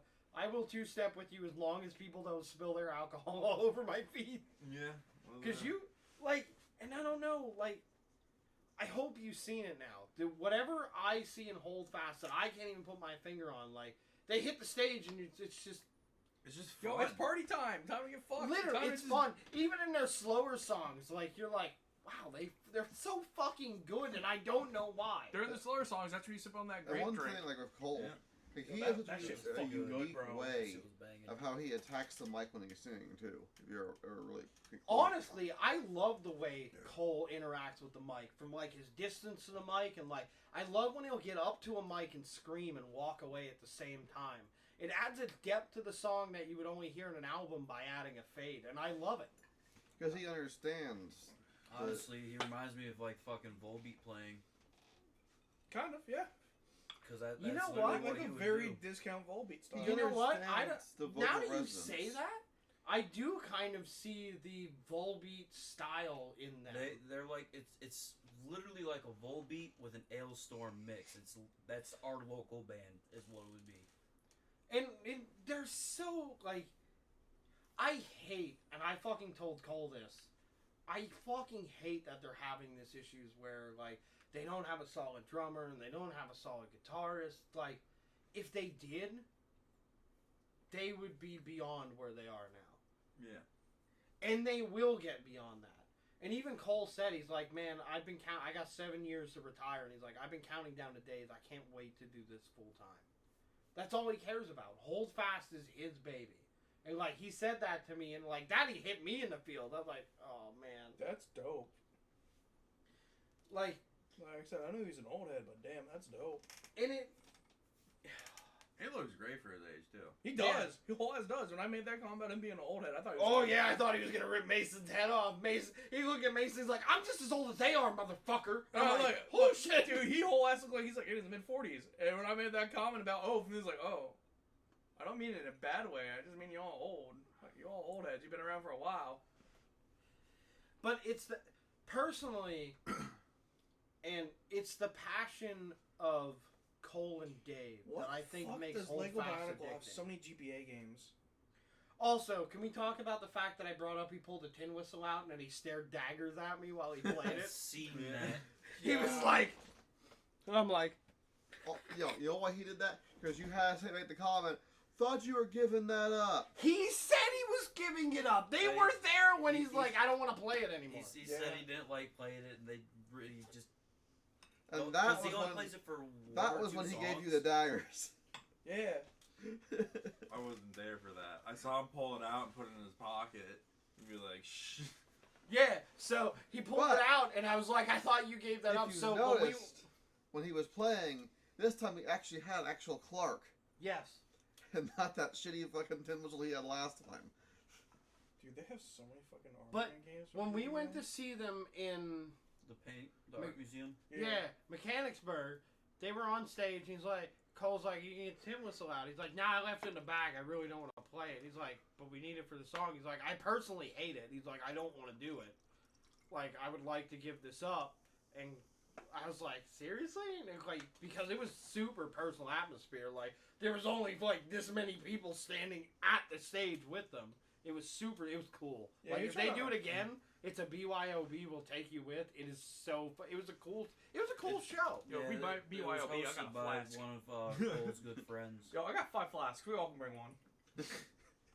But like so when he brought it out, I was like, I thought you gave that up, and he looked right at me. He's like, I'm just saying, man. He's like, he didn't see anything, and he put it back in his pocket. Then he pulled it out. He pulled it out during the set, and he walked up to the mic, and he pulls it out, and he's looking right at me the whole time. I'm like, And then he put it away and he just smiled at me. So, and by the way, for those of you who are listening to the podcast or going to listen to it back on YouTube, they have officially signed it. We will have Colin Dave joining us. It's happening. Yeah, I heard you hound them like an asshole. I didn't hound him. I was just like, when can I do it? And he pulled out his phone. He's like, here's when Jack can't play. That's all he said to me. Josh was right there. Yep. I didn't hound him. Because that was at the same time where I he don't- was like, I don't we even don't think use I a was- metronome. I don't even think I asked him to be on. I was like, all I said was, we would love to talk to you guys. That was it. And he's like, and he pulled out his phone. He's like, let's make it work. That was his words to me. I didn't hound him. I fucking didn't. I didn't even really intentionally ask. I was just like, I was talking about Do you having. not realize I'm being a dickhead? Yeah, but you make it fucking, fuck you fucking 900-pound bitch, Oh, thank you. I have the luscious titties in all the land. and your fucking titties down to your kneecap. It is. So before we continue on with a little more show talk, I have 2 confirmed guests coming up after Creature Feature Weekend. Oh, yeah. Dallas is joining us, so super excited about that. He's excited. The one thing I want to bring up, we might not. Well, there's not going to be a lot of talking for us because Dallas really wants to share his story. So, no, apparently, no one has ever asked Dallas about his half-missing arm, which I find it hard to believe. Like, is there that many people? No, Lucas. If you seen a guy with a half-missing arm doing a heart, would you ask him why his arm? Like, what the fuck? Yeah. Yeah. Apparently, no one has ever done that, and he's been itching to tell his story for like 5 years. I just So- know that he's technically a righty, but he had to learn how to use his left His arm. left hand. So he's joining us, which I'm excited to her, and I hope you can join us because you do some. He uses the same shit you like Procreate and stuff to design a lot of his art because of being a lefty. Thing Which is, is- he's good at art. I'm mediocre. I can do stick figures. But- I can do slightly better than So, that. I actually, I'm You actually are a fucking stick bad. figure. I actually like. That's a I'm stick not figure bad you at gotta all. I have circle a to. decent like inverse self-portrait from high school. I fucking hate. Oh, you personally. fucking told me about that. You won like a fucking class award for that, didn't you? I got I got sent to HMAC. I got sent to the fucking not Capitol room, but that like strip there from that damn thing. I do remember you telling me I that. hate it. I want to fucking So- burn it. I don't like it, but I know I'm good. And then we have Hold Fast. Hold Fast is coming. And I reached out again. It is confirmed. We will be having the Kilmaine Saints. They are going to be joining us. That's a fucking... That's huge. That's a fucking big deal. Yeah, that is. That, like, we better fucking have some proper professional questions asked. I'm gonna come dressed in a suit. Mind you, You're gonna see me. mind you, and they're like, yeah, so, like, what's the setup like? And I was like, oh, yeah, we just shoot the shit and drink whiskey. And he was like, sold. That's what we sold him on, so we at least need to make sure we're on the same level there. Like, obviously they party hard, so the Kilmaine Saints are joining us. I already talked to Corey. We're gonna try and have Corey back. I want to talk. Well, I to... mean, they kind of reinvited themselves to the show. Oh, I'm okay with that. Corey's awesome. Corey It wants is. to come back. So what? I fucking smeared your drink, but I had a great time. Corey wants to come back, and I think when he comes back, I want to talk to him about the 2 new songs they released for sure, and then I kind of want to know more about Corey and his like drive through music. So we'll kind of make the show specifically about him because not all the guys are going to join. I may or may not. She's sleeping, so I don't have to worry about it. I think I got Nordic Winter. I'm almost certain I did. He's very optimistic about it. How the fuck did you do that? What Just fuck around and find out. Lucas seen the post. I posted it from the End of the Crypt page, and Yeah. him and Bree interacted, and then from that interaction, I went Oh, yeah, private. I seen that. I went private from the interaction. So, working on Nordic Winter, I think I have a contact for Twisted now. So I'm working on that. Oh, wait, you actually made friends with that dude from Creature Feature? No, I'm like, I don't think you guys understand, like, besides my fuck around and find out, to get people involved is actually really fucking hard. because most of the people don't run their own Facebook groups or pages or anything. So, like, you have to find Joe Schmo who knows Dick Van Dyke, who knows fucking Jonathan McFucking Coolgutty, who knows fucking Kyle Novak over here, and knows Tim over here, who Tim knows him, and Tim knows her, and Tim knows this, and then you finally get to the guy that's the closest to the band, which has been my issue with Twisted, because they live behind a veil. They don't do anything themselves. They don't do... So, here's what I found out at Twisted. They don't do their merch themselves. They don't do their merch design themselves. They don't approve their merch themselves. Actually, the merch design, certain ones are actually from them. Like some are. Yeah, like... it's like a 1% thing. You seen it? I have two Friday the 13th designed by Jamie Madrox. So, They're the pretty problem with fucking dope, Twisted too. is they don't run their own social media. They don't Yep. book their own tours. They don't do anything Yep. themselves. I know that. So- That's the shitty part about them is like, I can't wait for them to show up around here. Oh, wait. They got someone else fucking doing So the it relies bookings. on the promoters. So, and I told Lucas about this before I'm even telling you. I've already been through about 50 fucking people to try and get a hold of them. Damn. Yeah. You really want to make me happy. Damn. I'm trying. I'm not trying to. It's not just my You show. make me feel like the prettiest mistress on this side of the Mississippi. It's not just my show. Like, I'm trying to get Nordic Winter for Bree. If I can get like Volvinia for which I think I can. I just need to keep talking to Marty. But that's besides the point. I'm trying to get Volvinia on the show. I'm still trying to get a hold of Athnir. That's kind of hard because he's got like so many metal festivals coming up. So I have contact with My whole Athnir. ass now, I'm afraid I'm going to pull a fucking you with Doug Bradley. Wait, what? I met Doug Bradley and didn't know what to say. Yeah, he fucking shut down. I was shell shocked. I didn't know what to say. Yep. So you're Bitch, like, you weren't even fucking so there. you're basically saying Fucking you were, told the you fucking were standing story, there going, bitch. I don't fucking care. No, I sat right next to him. Was like, I thank you. I appreciate everything you've done. This is fucking cool. Thank you. And he's like, you don't have to say thank you anymore. And I'm like, I'm sorry. I don't know what to say. And he just looked at me. But the best part was I was the only one when he took the box picture where he held the box the right way.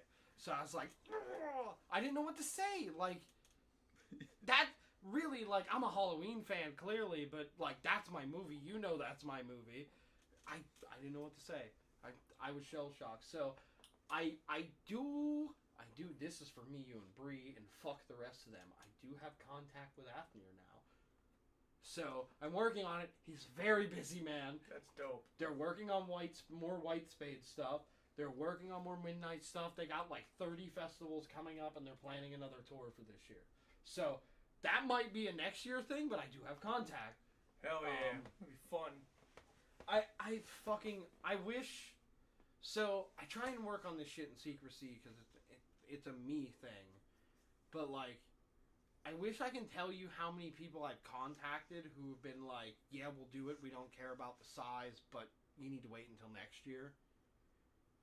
It fucking kills me. There are some fucking. I have some sick fucking contacts or direct contacts with people through email. Like, 90% of the time you see me on my phone at work, it's because I'm fucking texting someone famous to try and get them on our podcast. And it's, oh man, it's a fucking struggle. But there's so many cool people. But when you talk to these people, you have to talk to fucking, like, James Van fucking Huda shit, who makes you fucking sign off on an NDA and you can't talk about shit. And, like, it sucks because there are fucking dope things that are coming, but I can't say anything until they're, like, really close to happening and they have the time because, you know, like, you know, That's how it fucking works. But so, like, Amon Amarth, they're like, yeah, we won't be back to America for a year, and now they're coming back again with Ghost. And it's been less than fucking 6 months. So, I'm trying. I still gotta get lawn tickets for that. I'm trying my fucking asshole off. But we do have a lot of guests coming up. So, like, so first guest coming up is Dallas. Think about questions for someone who's a fucking one-armed artist. If you need questions on his artwork, there's one right here. There's one right there. I have an original right here. That's the hand-done version by him. There's more out in the kitchen. There's more up in my hallway. Yeah, like, think about questions asked a one-armed artist. There's got to be something. Talk about technicalities. You guys got to meet Cole and Dave, those who are joining us. Think about questions. You got to have questions. Mason, you drink alcohol. Cole drinks a lot of alcohol. So does Dave. You can. I feel like me and Dave can hit it the fuck You off. guys can definitely fucking hit it off with the whiskey question. Why do you drink a lot of whiskey? I have a lot of problems. Next Dermot question. can pull. I know for a fact Dermot's creative enough to pull questions out of his ass. Kyle will probably have questions about the music. Lucas is music oriented or just generalized. So like, yeah, as much as our podcast is a bunch of bullshit, we actually have a lot of work coming up that is gonna be like legitimate work. And yes, like Cole and Dave are our friends, and Corey's our friend, and Dallas is a friend to me, and Mason got to meet Dallas. But there is a certain kind of stack of momentum that Corey, Dermot, you'll remember this. Corey talked to me, kind of gave me like a nudge, like maybe you should do these things when you have guests before the bullshit happen. So I took those words to heart, and I think they will help us. So, yeah. Also, Dallas is officially, he has the time now. He is working on the design for our shirt. It's going to happen. I believe he is planning on debuting that design to us on the day he joins us for the live. So, that'd be cool. It's not going to make it for St. Patrick's Day, but it's going to be our first shirt design, to which I've already talked to Austin, and we'll have to pull some money together. I'm not going to fucking pay for everything out of pocket, but maybe we'll all chip in whatever we need. We'll get the screens made.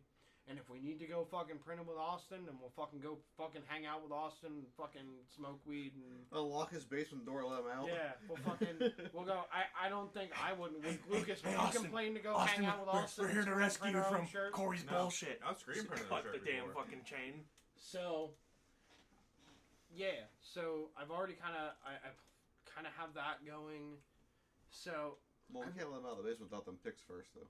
I've been Yeah, you're right. We would have to rechain them through the radiator, put them enough change to at least print the shirts, then we can come free. It's like a genie. So I've been stressfully busy, but I still love the podcast because it's a stress that I'm happy about. Because like knowing all these little things are coming. So I think the biggest one, and Lucas will agree to me when I first brought it up when they said about doing it, the Kilmaine Saints is going to be fucking huge. That is a big fucking deal. Yeet. Like, even if it's one member, we're still having someone from the Kilmaine Saints join us. We're going to be putting their name in the fucking title, meaning their hundreds of thousands of viewers they have on their YouTube videos and their thousands of listeners on their fucking Spotify are going to catch wind and be like, oh, cool. Like, they have a following. They sell out venues. So that's going to be a big fucking thing for us. That's the one where I say maybe we should cut down off the alcohol until after they leave if they don't want to party. But yeah, so show was dope. We have a lot of shit coming up. A lot. There's one thing I'm working on, which I'm gonna get your guys' opinion on, since we're all here sitting, fucking shooting the shit, drinking alcohol, munching on food. I am trying to plan almost like booking a show for us, but not for us. I'm trying to figure out what it's going to cost for us to book like a Into the Crypt hosted show where we're going to invite bands. And here's the thing, and this is where I want opinions. I don't want to cut. We'll book the venue. We'll all chip together because there's a lot of us. There's fucking literally... We are the biggest fucking podcast I know of. Then you haven't heard of Please Stop Talking. I shit you not. Please Stop Talking has like 7 people. I'm Yeah. sorry you said that. I thought you were directing it out to Kevin. We have 6! They have like 7 people and like We have 2 6. extra guests. Alright, well that's...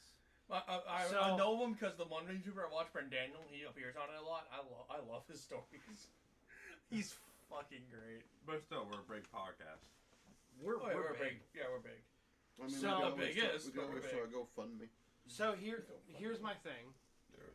I kind of already have prices of venues, and I want to host a show with some of our local bands, maybe some bands outside.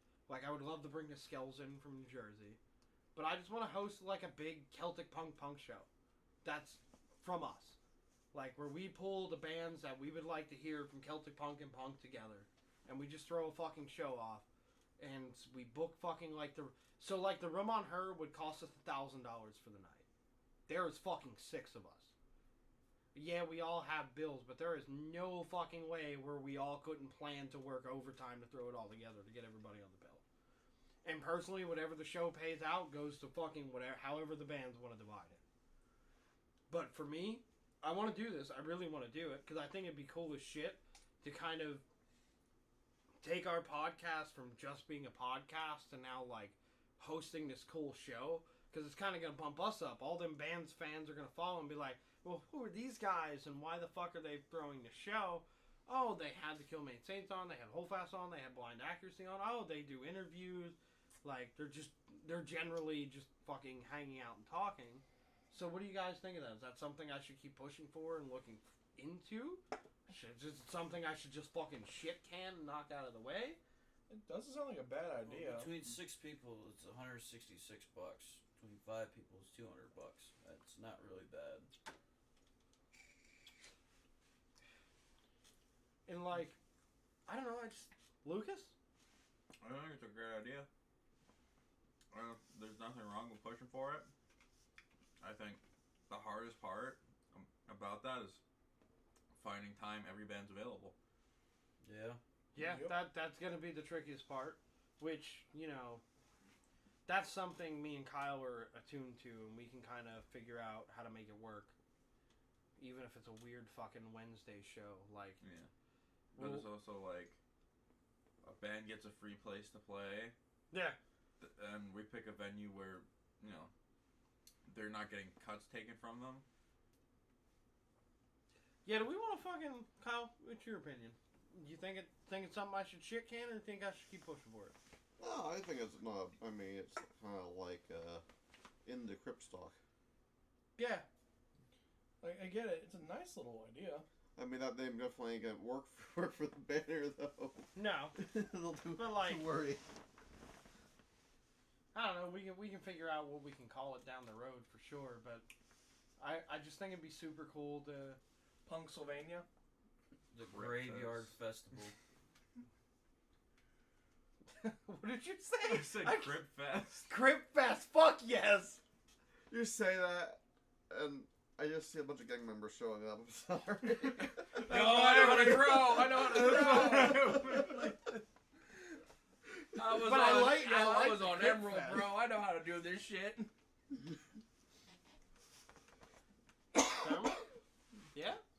I know you were already doing math. That's what you do. But should I shit can it? Should I keep pushing for it? Like I'll fucking it as Which soon as testicle do you want to get hit in first, left or right? my thing is I didn't want to fucking start talking to bands about doing this until like everybody was on board, because this really is a collective effort. And as much as I would just fucking whole ass dump the money out of my pocket, I do feel like Yo, you don't know how depressing it is when you download like 5 Green Men Army Man games to the GPA and they're all in fucking French. Learn French, all right, bitch. random tangent for Mason. But sorry, I'm just scrolling something. Go to starts with fucking M's, Quebec, ends with learn N. French. I just think, I don't know, like if we did it collectively, it would be cheaper on me. It wouldn't be that bad. We would all get to go to a show and fucking hang out. We fucking booked it. Yeah. Like, and personally, I feel like we can probably build a fucking sick lineup. Go ahead. You don't have to raise your hand. Just talk. Well, I don't Yes, welcome, little Timmy. Welcome to I class. don't want to cut you off, but No, cut me off. I don't give a fuck. I wish more people would. Bro, we try and you just fucking talk over us. You do not shut the fuck up. I'll get a shock all over you. So every time we want to speak, we just slap the goddamn button. So you shut the fuck up. You make him spit up his drink. Yo, if he's gonna party foul off my lap, that's a fucking him problem. God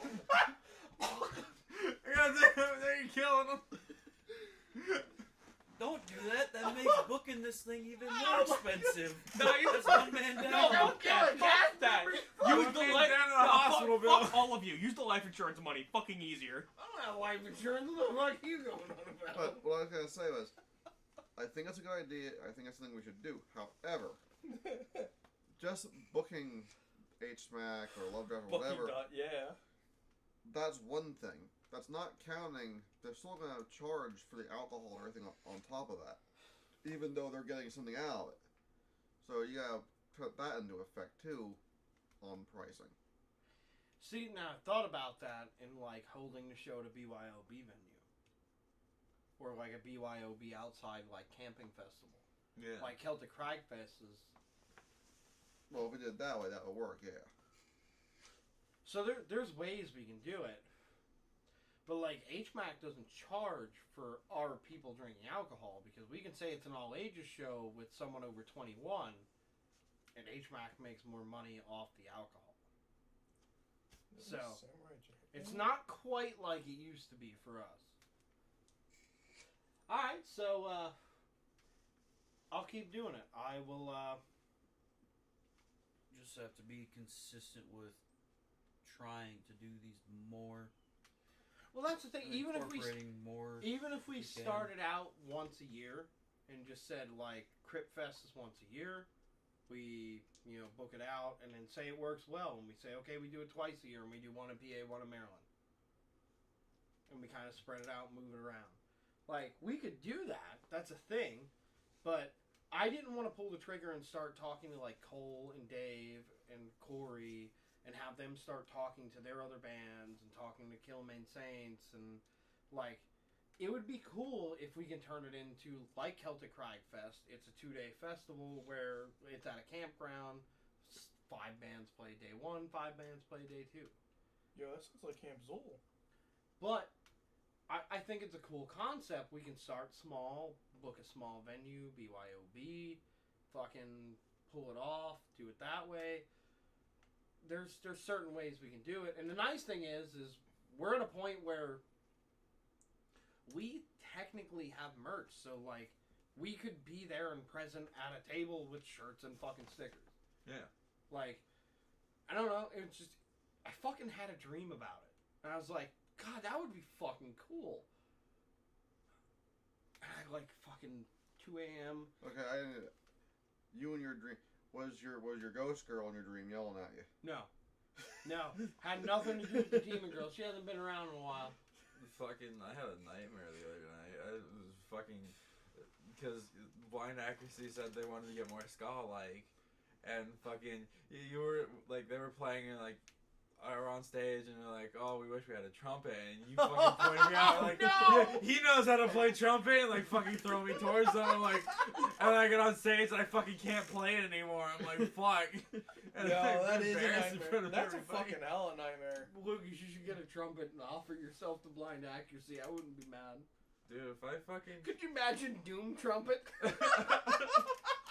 I'm pretty sure I've heard fucking E1 Emerald played on a trumpet. Oh my God, that's a bad nightmare. I'm sorry, dude. Yeah. I would never do that to you. This is literally Hey, a fucking yes, throw No, me I to the wouldn't. wall. Would you throw me to the wolves as the drummer? Would you be like, no, he can do it without me fucking even knowing? If it was Holdfast, absolutely, I'd fucking throw you to the wall. But like anybody else, I'm like, he doesn't know their music like that. He doesn't practice. I'm not gonna throw him at that. But like, you would have enjoyed the art show then, because we just kind of sat there like, yep, we're just gonna let Kevin dig his own grave on this one. Oh, I did. I Oh, yeah. did. And here's the problem now. My grave has gotten so deep, and they're like, well, we're going to offer this guy, but he's not always available. My dumb ass was so fucked up. I was like, hey, Cole, anytime, please. Wait, he can't play, I'll do it. I got You it. make you bad. can't fucking say that. Because even before you got fucked up, you were like, I'm gonna do it. I'm gonna ask them to become, a backup drummer. I'm gonna do it. But Before he you even used the started drinking. alcohol to steal his nerves. Yeah. At the end of the night, I really did. Honestly, it was super hard with, like, coming out. So, like, I came out to Corey and Blind Accuracy during the podcast, which was a little easier. I wasn't face-to-face. Like, being face-to-face with somebody and being like, hey, man, like, I don't know if you want this on your chest, but I feel like I need to tell you, you stopped me from wanting to fucking kill myself. That's a... You stopped me from tickling my throat with a double barrel. But really, that's a big weight to fucking put on somebody else. To be like, hey, man, yes, actually, yeah, I'm out. Birch, please. Got it. I think we're out of ice, but there's still a bag in the deep freezer. I think there's some still in the silicone. I know I'm making music and all, but I was about to use Kurt Cobain's microphone. And the thing Damn. is Yo, you ever get a fucking it was explosive one in Fallout I don't 4? I don't know who was near besides Bree, who was near me and Cole when I had the conversation with Cole about like them saving my fucking life, literally, and bringing me back to music because I wasn't doing music before that. I bought my guitar a week after the fucking show, so it, like to see Cole's face and kind of like. I seen this. So here was the big thing. You know how good, like you guys have now seen Cole, right? And like Cole stands, he's kind of got his shoulders up, and I told him, and his shoulders dropped, like heavy dropped, and I'm like, "Fuck, did I just ruin this man's night?" Or You did, asshole. but I don't know. Was I? So here's a question for you guys. Was I wrong for telling Cole that? No. With the birch beer, bro. Yeah. It's on top of the toaster strudel box. Yep, Man- I saw it. Remember Yeah, how I I asked if it would be breakfast in the morning? Because that was the big thing, like, I wanted to tell him at the really small show, but I didn't do it. And I wanted to tell him the show before that. And, like, I pushed myself off from telling him about it because I felt like it was going to be a burden. Like, to be like, hey, man, like, just so you know, you stopped me from killing myself. So, I don't know. Like, even when I said it last night, I felt like maybe it wasn't the right time for it. Like, I don't know. I just... You fucking John Fox that situation. You drove right. You took that high reach right into But that goddamn rack. But here's the thing. I felt like I needed to say it. Like, I held on to it long enough that I felt like I needed to tell Cole. At least Cole. Dave's not really that guy, but Cole was like, I know Cole is that. I don't know. Do you ever get that vibe when you talk to somebody where you're like, I can't tell them it, but if I tell him it, he'll tell the rest of them Yeah. in a way that Oh affects shit! them. I'm looking at somebody like that. Alright, so Crypt Fest is gonna be a thing. Fuck yeah. The show was dope. Lucas, like, hold fast. He's fucking, I hope he's hooked. Hopefully we can drag him to more shows. Maybe Mason will spill fucking alcohol in his vest. We got invited to 2 shows by Cole, which, here's the thing. When there's shows going on, and I don't know how you guys feel, Lucas, I'll ask you this. If there's a show going on, and I'm like, hey, come with me, and you're like, I can't. I feel like it's a different invite when the lead singer of the band's like, can you guys be there? And it wasn't even like Dave Mustaine level of begging for you to buy his new album with 500 Death Punch. It was actually like, hey, come please. It will be awesome to see you.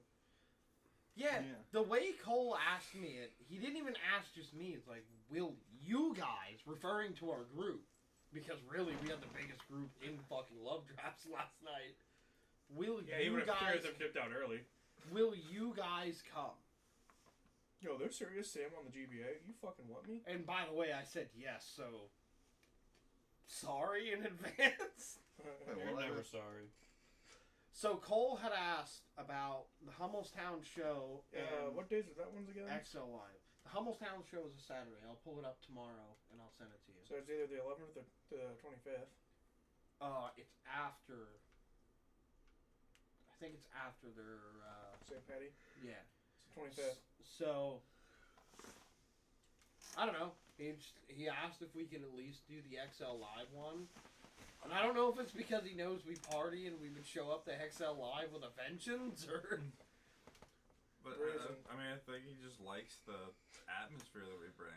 Just all kinds of fucking party. And maybe that's what it is. Maybe, like Lucas said, maybe he just likes to know that there's a group of people coming that actually care about them, that's not family or friends.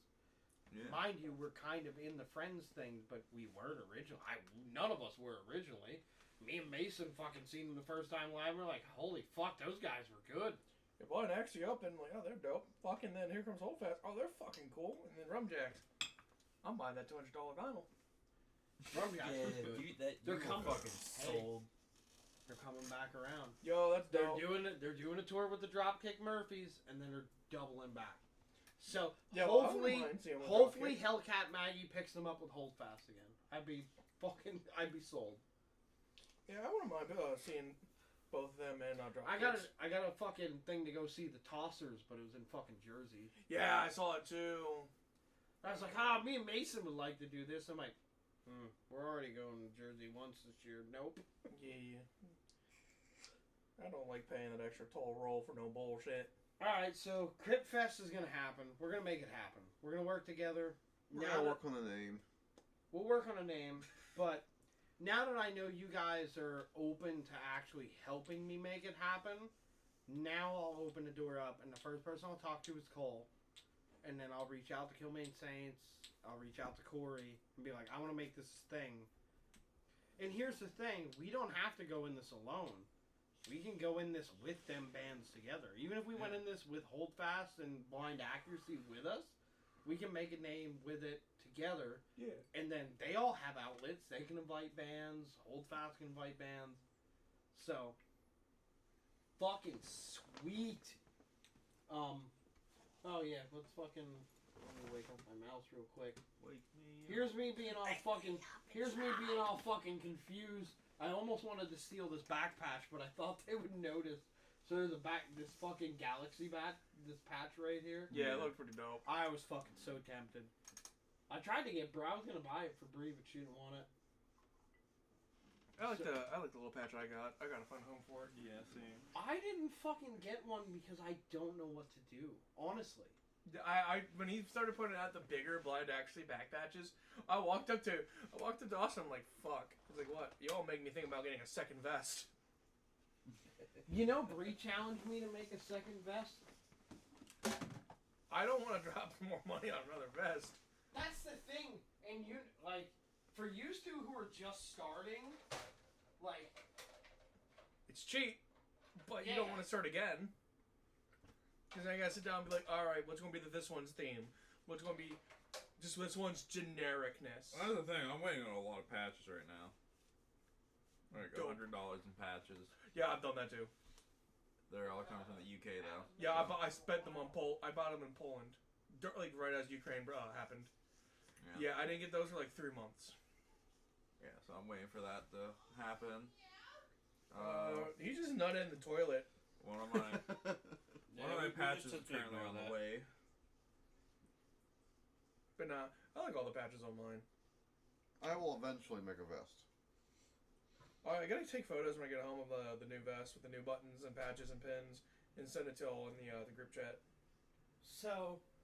Here's what I'm into. So my vest was cheaper than Mason's, but with all the patches I put on my vest, I'm in my vest like $230, $240. You know, I just had a thought. I used to ride around, and I like the comfiness of a riding vest more than anything else. So that's why I went with that for as my battle vest. And that ran me about $60. But most of my patches are anywhere between like $3 to $5. The bigger ones are like 10. Yeah, like I have 6 out of like good 16 patches so far. Josh only got a back patch so far. It's a fucking nice back patch. I got shit in the fucking carts. Yeah. But I say to you, Kevin. So your other Holdfast hat, right? Yep. The Holdfast part of it's still all right, right? That's not the No. She ate the hat. Oh, she ate it all together. She ate it. I came home and it was like a brim and like a quarter of a hat. Damn. What I want to do, if I make a second vest, is I want to get my Skeleton Crew shirt I was wearing, and I want to cut off the fucking pirate guy on the front and put it on the back of the vest. Yeah, that wouldn't be bad. That'd be pretty dope. The biggest thing is vests are really a fucking investment. Like when you start buying patches, you start at 1, and you get 2, then you get 3. And depending on the size and the quality and like... Well, I think I did mine the most efficient way possible. Oh, I have downtime at work. Indie merch store. Browse. Nice. Because Mason's like, I get paid to make my battle vest, bitch. the fucking, with Chrome, you can open up, like, a group of tabs in one Yeah. tab. So I'm just like, open tab. Alright, sort through these. I like these ones over these ones. Delete. Walk over, go to take a piss, talk to Kevin, show him patches I'm gonna buy. Yeah. So I'm like, yeah, what's your opinion on some of these? Because I know you're a fucking freak. Like you. That was aggressive. You know, you did ask me for a lot of opinions on your Because I stuff. was going to get, like, the Rage Against the Machine one that looked dope. Nah, fuck them. They're a bunch of faggots nowadays. Just knocking Rage everything Against the over. Machine is a bunch of faggots nowadays, and that's not just me talking. Like, oh my god, they're gross. So I was like, ah, shit, I thought this patch was dope. I'm going to get it. But I'm not Fuck in the mood not in the mood to listen to this fucking 3'9" midget little thing yelling at me about a goddamn Listen patch. here, you Tetris 1,000-pound because of you. heifer. You fucking fat bitch. Yo, at least when I take me to the slaughterhouse, I'm feeding a whole family. More than one. Damn straight. Oh, I Mason- can feed fucking Mason, India when they myself. take you to the slaughterhouse, they're gonna be like, wow, he is way too fat. There's nothing usable. Nah, they can use fat. The only thing fucking other usable kinds of on things. you is your skin. Fucking whole ass skin suit. Yes. Leatherface would love to wear your shit, bro. Damn straight, I'm about the same size as that big motherfucker. Wear me Bro, like a jacket. bullshit. The dude from the new Leatherface movie walked past us when we were waiting to see James Jude Courtney, and me and you were both like, he's fucking huge. Yeah, he's a head taller than me. Yeah, That he's fucker's fucking big. huge. You walk by and we're like, oh god. Like, that dude did not even stay at his own damn table. He just wandered around talking to people. He did not give a In flying- his fucking purple zebra print vest.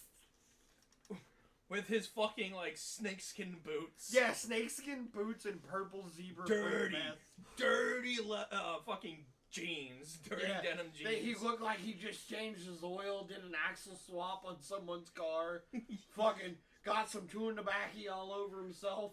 Fucking, fucking rocking around with a red parsley bandana. that's how he fucking walked. Like, he walked out from the back. I'm like, that's the guy from the new Texas Chainsaw Massacre. Mason's like, he's fucking huge. I'm like, yes, he is.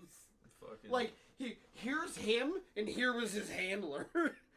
Like, Kevin's like, you think you can handle him? I'm like, I could probably handle him for like 5 minutes, and then he's gonna get me with a good hook. Like, that's when I'm gonna die. Bro, and it wasn't like he was huge, fat, huge. He was like really fucking tall. And he was like, just stocky. Like, there wasn't. His arms were it's just like me. Arms is cannons. He had a fat chest, but not like a super fat chest. yeah, and like fucking, he had like the Lucas. You'll know this linebacker stance. It's like this. You're like, that's the guy I wouldn't fight at the bar. That's the guy who would choke me with his own fucking ponytail. Fuck me. Like I said, I sat there like I could hold him probably off for 5 minutes, and then I'm done. His vest had a patch on the back of it too, but It it did. I don't know what it was.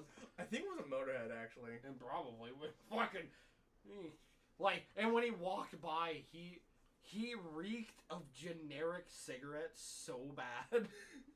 Like, it smelled like he was just chain smoking Newports and Camels. Mm. It was whatever someone would give him in the parking lot or in the butt tray. Oh, don't fucking. He was know. just up at the door of the butt tray. He was like, I've seen people do that. I've had a friend that done that before. Go out to Giants and Weis's and stuff. Go out to the outside ashtrays, collect the cigarette butts, go home and roll them with leftover tobacco. fuck that. He's like, yo, it's cheaper than buying cigarettes. Like, I don't give a shit what you think. That's disgusting, and I hate you for it. Degen. Alright, so before we continue on, I have to shit talk Corey real quick. Oh, the man, the myth, the legend. Yeah. So he let me down. He thought we were joking when we were like, do one drunk punk and Kevin will get an autograph or like a whole tattoo and buy- everything and buy buy your man everyone a beers. beer. And they thought I was fucking joking. Well, he thought I was joking. And what did he say? The rest of the band was like, are we gonna do it for him? And he's like, nah, they don't care about that. We'll do new stuff. That'll be fine. He found out the hard way that was not the case. He fucked around and found out. He fucked around and found out. So I issued him one more fucking chance, Corey, you motherfucker. One chance. Give me one Drunk Punk live, and I will get a fucking blind accuracy tattoo wherever you fucking pick on my fucking left leg. Don't forget about the beer. And I will buy everyone in blind accuracy a beer. That's all I want. Yo, he was so heartbroken too, and I'm like, yo, Yeah. I had this shit written down. He's like, oh my god, you did. Yeah, he forgot. Like, he didn't think we were being serious. Like, I was being serious. I was like, oh, fuck yeah. Like, bro, you fucked up. Fuck you, Corey. You're a dickhead. Like, I got excited when they called me out on the patches. Just like I came over to their merch band. I'm like, oh my god, they got patches. They fucking call me. I gotta buy one. I have to now. I need to get one. I just couldn't pick one. I don't know what it was. I was like torn, and I need to find a spot for one. I like Lucas's. Lucas is really nice. If I had Yeah. enough, if I have enough real estate, real estate for his, I would He have. could have got a back patch, really. But he's doing. I know what he's doing, and I think it's gonna be cool. So. Bunch of big old collage, a bunch of shit. Also, to talk about it, I Cool. finally, last night, Breed fell asleep, and I had listened to the new Linkin Park song, and I fucking cried like a bitch. I was not ready. I can't bring myself. I couldn't do it. It was hard, but it's beautiful. It should have been left unreleased in this Yeah, day so and age. yeah, a lot of the stuff that they're releasing now is just unreleased stuff from older albums, ain't it? yeah. They're Art- doing that's- anniversary it's releases. good. It is good, That's what they're doing with Motorhead. but it wasn't. The last one I seen, there was a music video for Yeah, it, but all anime based. here's my opinion, and Yeah. everybody weigh in on this. I'm okay with it with Motorhead because Lemmy passed away. He passed away naturally. Obviously, he had issues, but Lemmy didn't give a fuck. All he gave a shit about was his Jack Daniels and his fucking cigarette.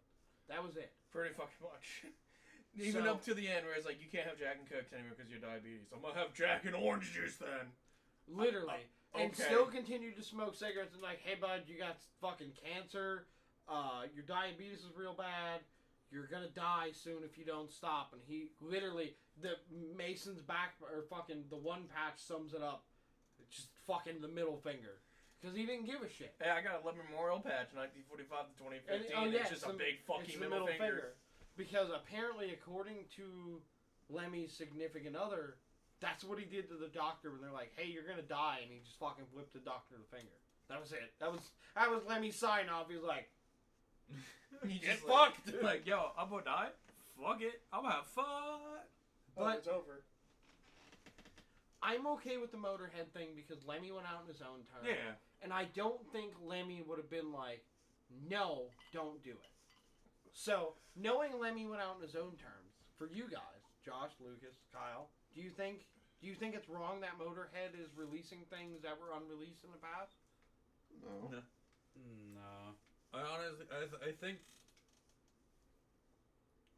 it's with good intention because it was like, yeah, this thing was gonna be released, but you know, why would we keep it in the vault when you know these fans could enjoy it? I feel like there's nothing new to turn out, so let's turn out the old stuff. I feel like it was a legacy thing. Like, Yep, that's exactly what I was about to say. It has to do with the legacy.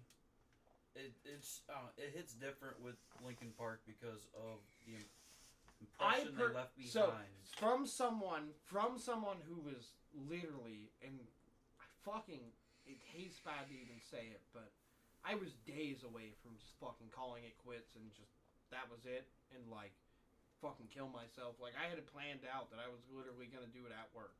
The easiest way to do it, jump out of Turd Eddie level. And it was fucking like, I don't think the circumstances for Linkin Park are the same as the circumstances for Motorhead. No. Lucas? Next time you have that thought, you should do a swan dive. That was my plan. Hell I yeah. was just whole ass gonna jump off. the I've been top, making jokes like that. Hey, almost swan dive off this. I legit, like, that was the way I was gonna go. It was the easiest way I can do it. I was at work. No one can stop me. No one can talk me out of it. I'm in a turd by myself. Gone. Unironically, I've talked to a bunch of people that I work with about doing shit like that, just hanging there, just haunting the place. And I think They about, think I was joking. and I think about it now. Mayor should still have some of his suicide notes written up in your aisles. Like, I think about it now, and I'm glad I didn't, because this wouldn't be a thing. None of the shows we went to would have been a thing. Being there for Luna wouldn't have been a thing. Like, Oh, I probably. I think back on how dumb it was, but I also think I probably would quit UPS if you didn't. Chesser was That place dealing is with, pissing me off. like, once the thoughts are there, it's either a yes or no thing, and when you make that decision, there's not much that can save you from it happening. it takes a real, like, cock slap to the face by, like, the biggest penis on the planet to really even... Joke's on you, I got OG Mudbound on speed dial. But seriously, once you hit that point and you're like, this is it, like, I'm doing it, this is how I'm doing it, it took me to understand that I was just missing an outlet. And it sucks, because Chester had his outlet, but it wasn't what he needed. And personally, like, I think the Motorhead thing is fine. I'm okay with it. I don't think Lemmy would have had an issue. I haven't made I'm it not an issue. the same. I'm just bringing it up. I'm not the same with the Linkin Park thing. Not even in the slightest. I feel like anything unreleased from Chester should remain unreleased. And I think I talked to Josh about this back when so it released on Liquid Metal. It was a metal band that did a song with Chester, and it just didn't feel right. Yep. Because we've heard Because it there. they had recorded it together like not even a year, like 6 months before Chester had committed suicide. Yeah, because Jose brought it up. And I really don't. I don't know. It's just me. Lucas, how do you feel about it? Do you think it's the same circumstances? You think it's different? I think it's honestly different because they've waited to put it out.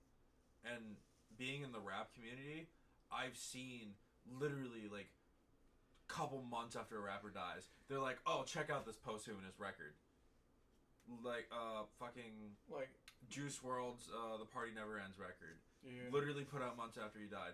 His XXX Tentacion, his mother is literally using him for money. Yup. Quite literally. I've seen that actually as well. So With Mac Miller, I respected that because they waited. And that album, like, There's one a music certain reviewer so I watched, he cried. there's a certain respect for Mac Miller that even somebody who's not based in the genre, even people who don't really like him, kind of respected how things were treated about him after his passing. Yeah.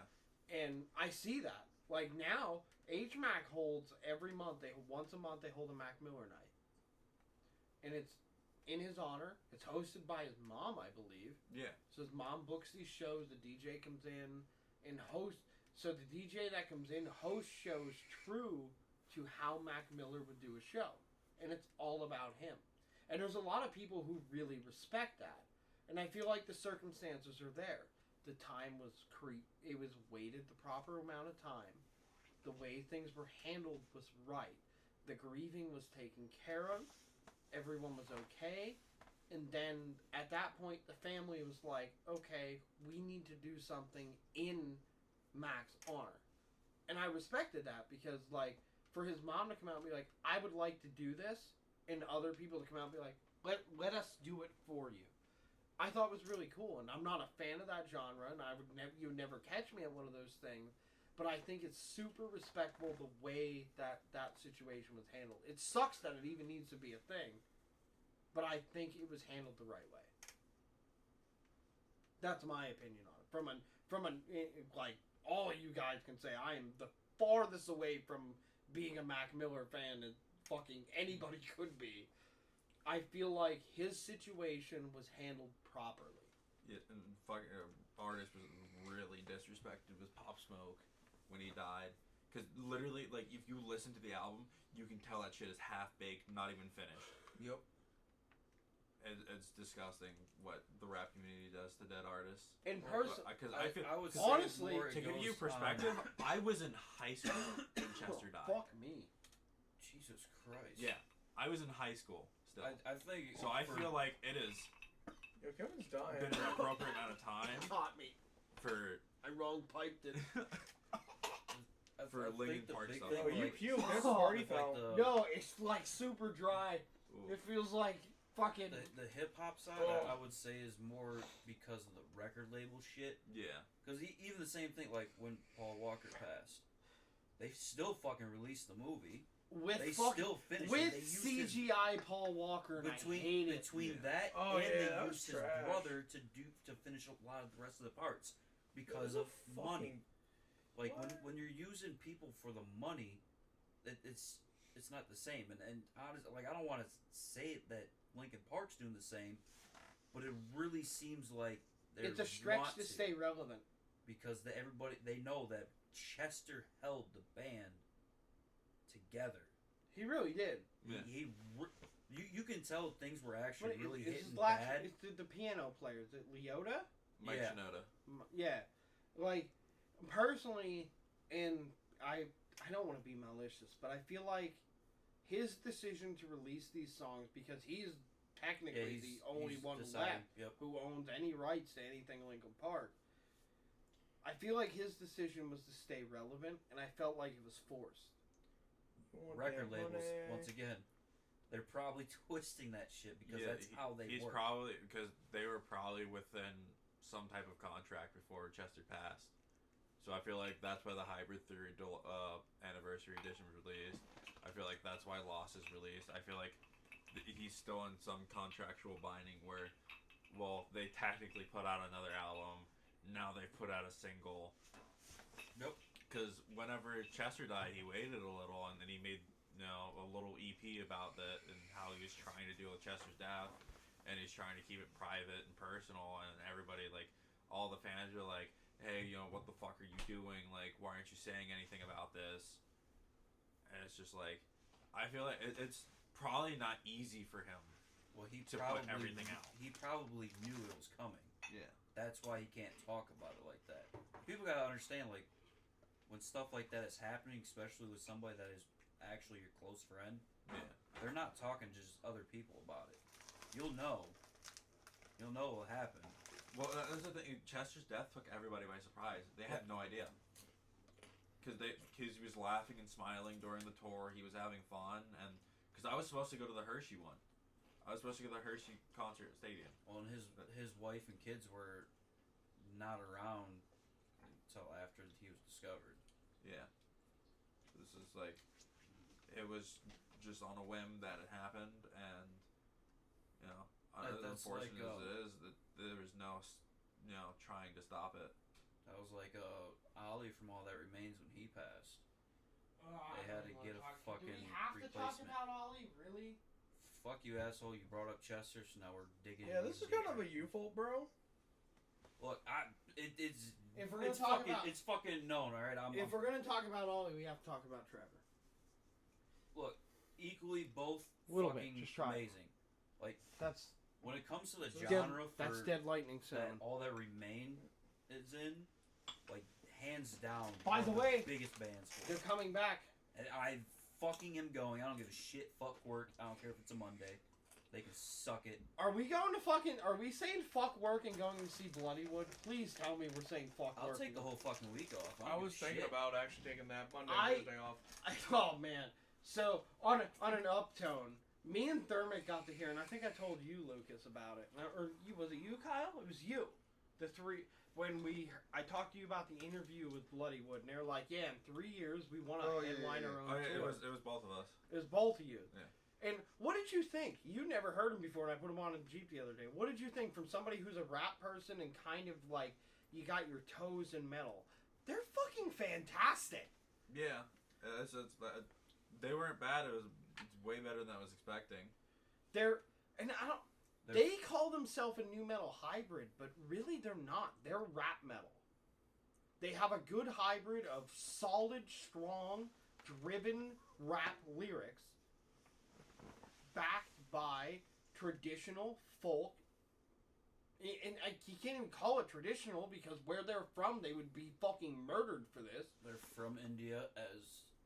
But they're Or take they're for it. folk metal, but they have such a unique sound. And personally, to me, as a musician, Kyle, I let you listen to Bloodywood. Yeah, I've listened to I them think already. their sound is beautiful because they have such an organic sound, and they bring some of what drives the Indian culture. So hearing that Indian drum railing away along with almost like a rhythm guitar is so fucking cool. Yeah.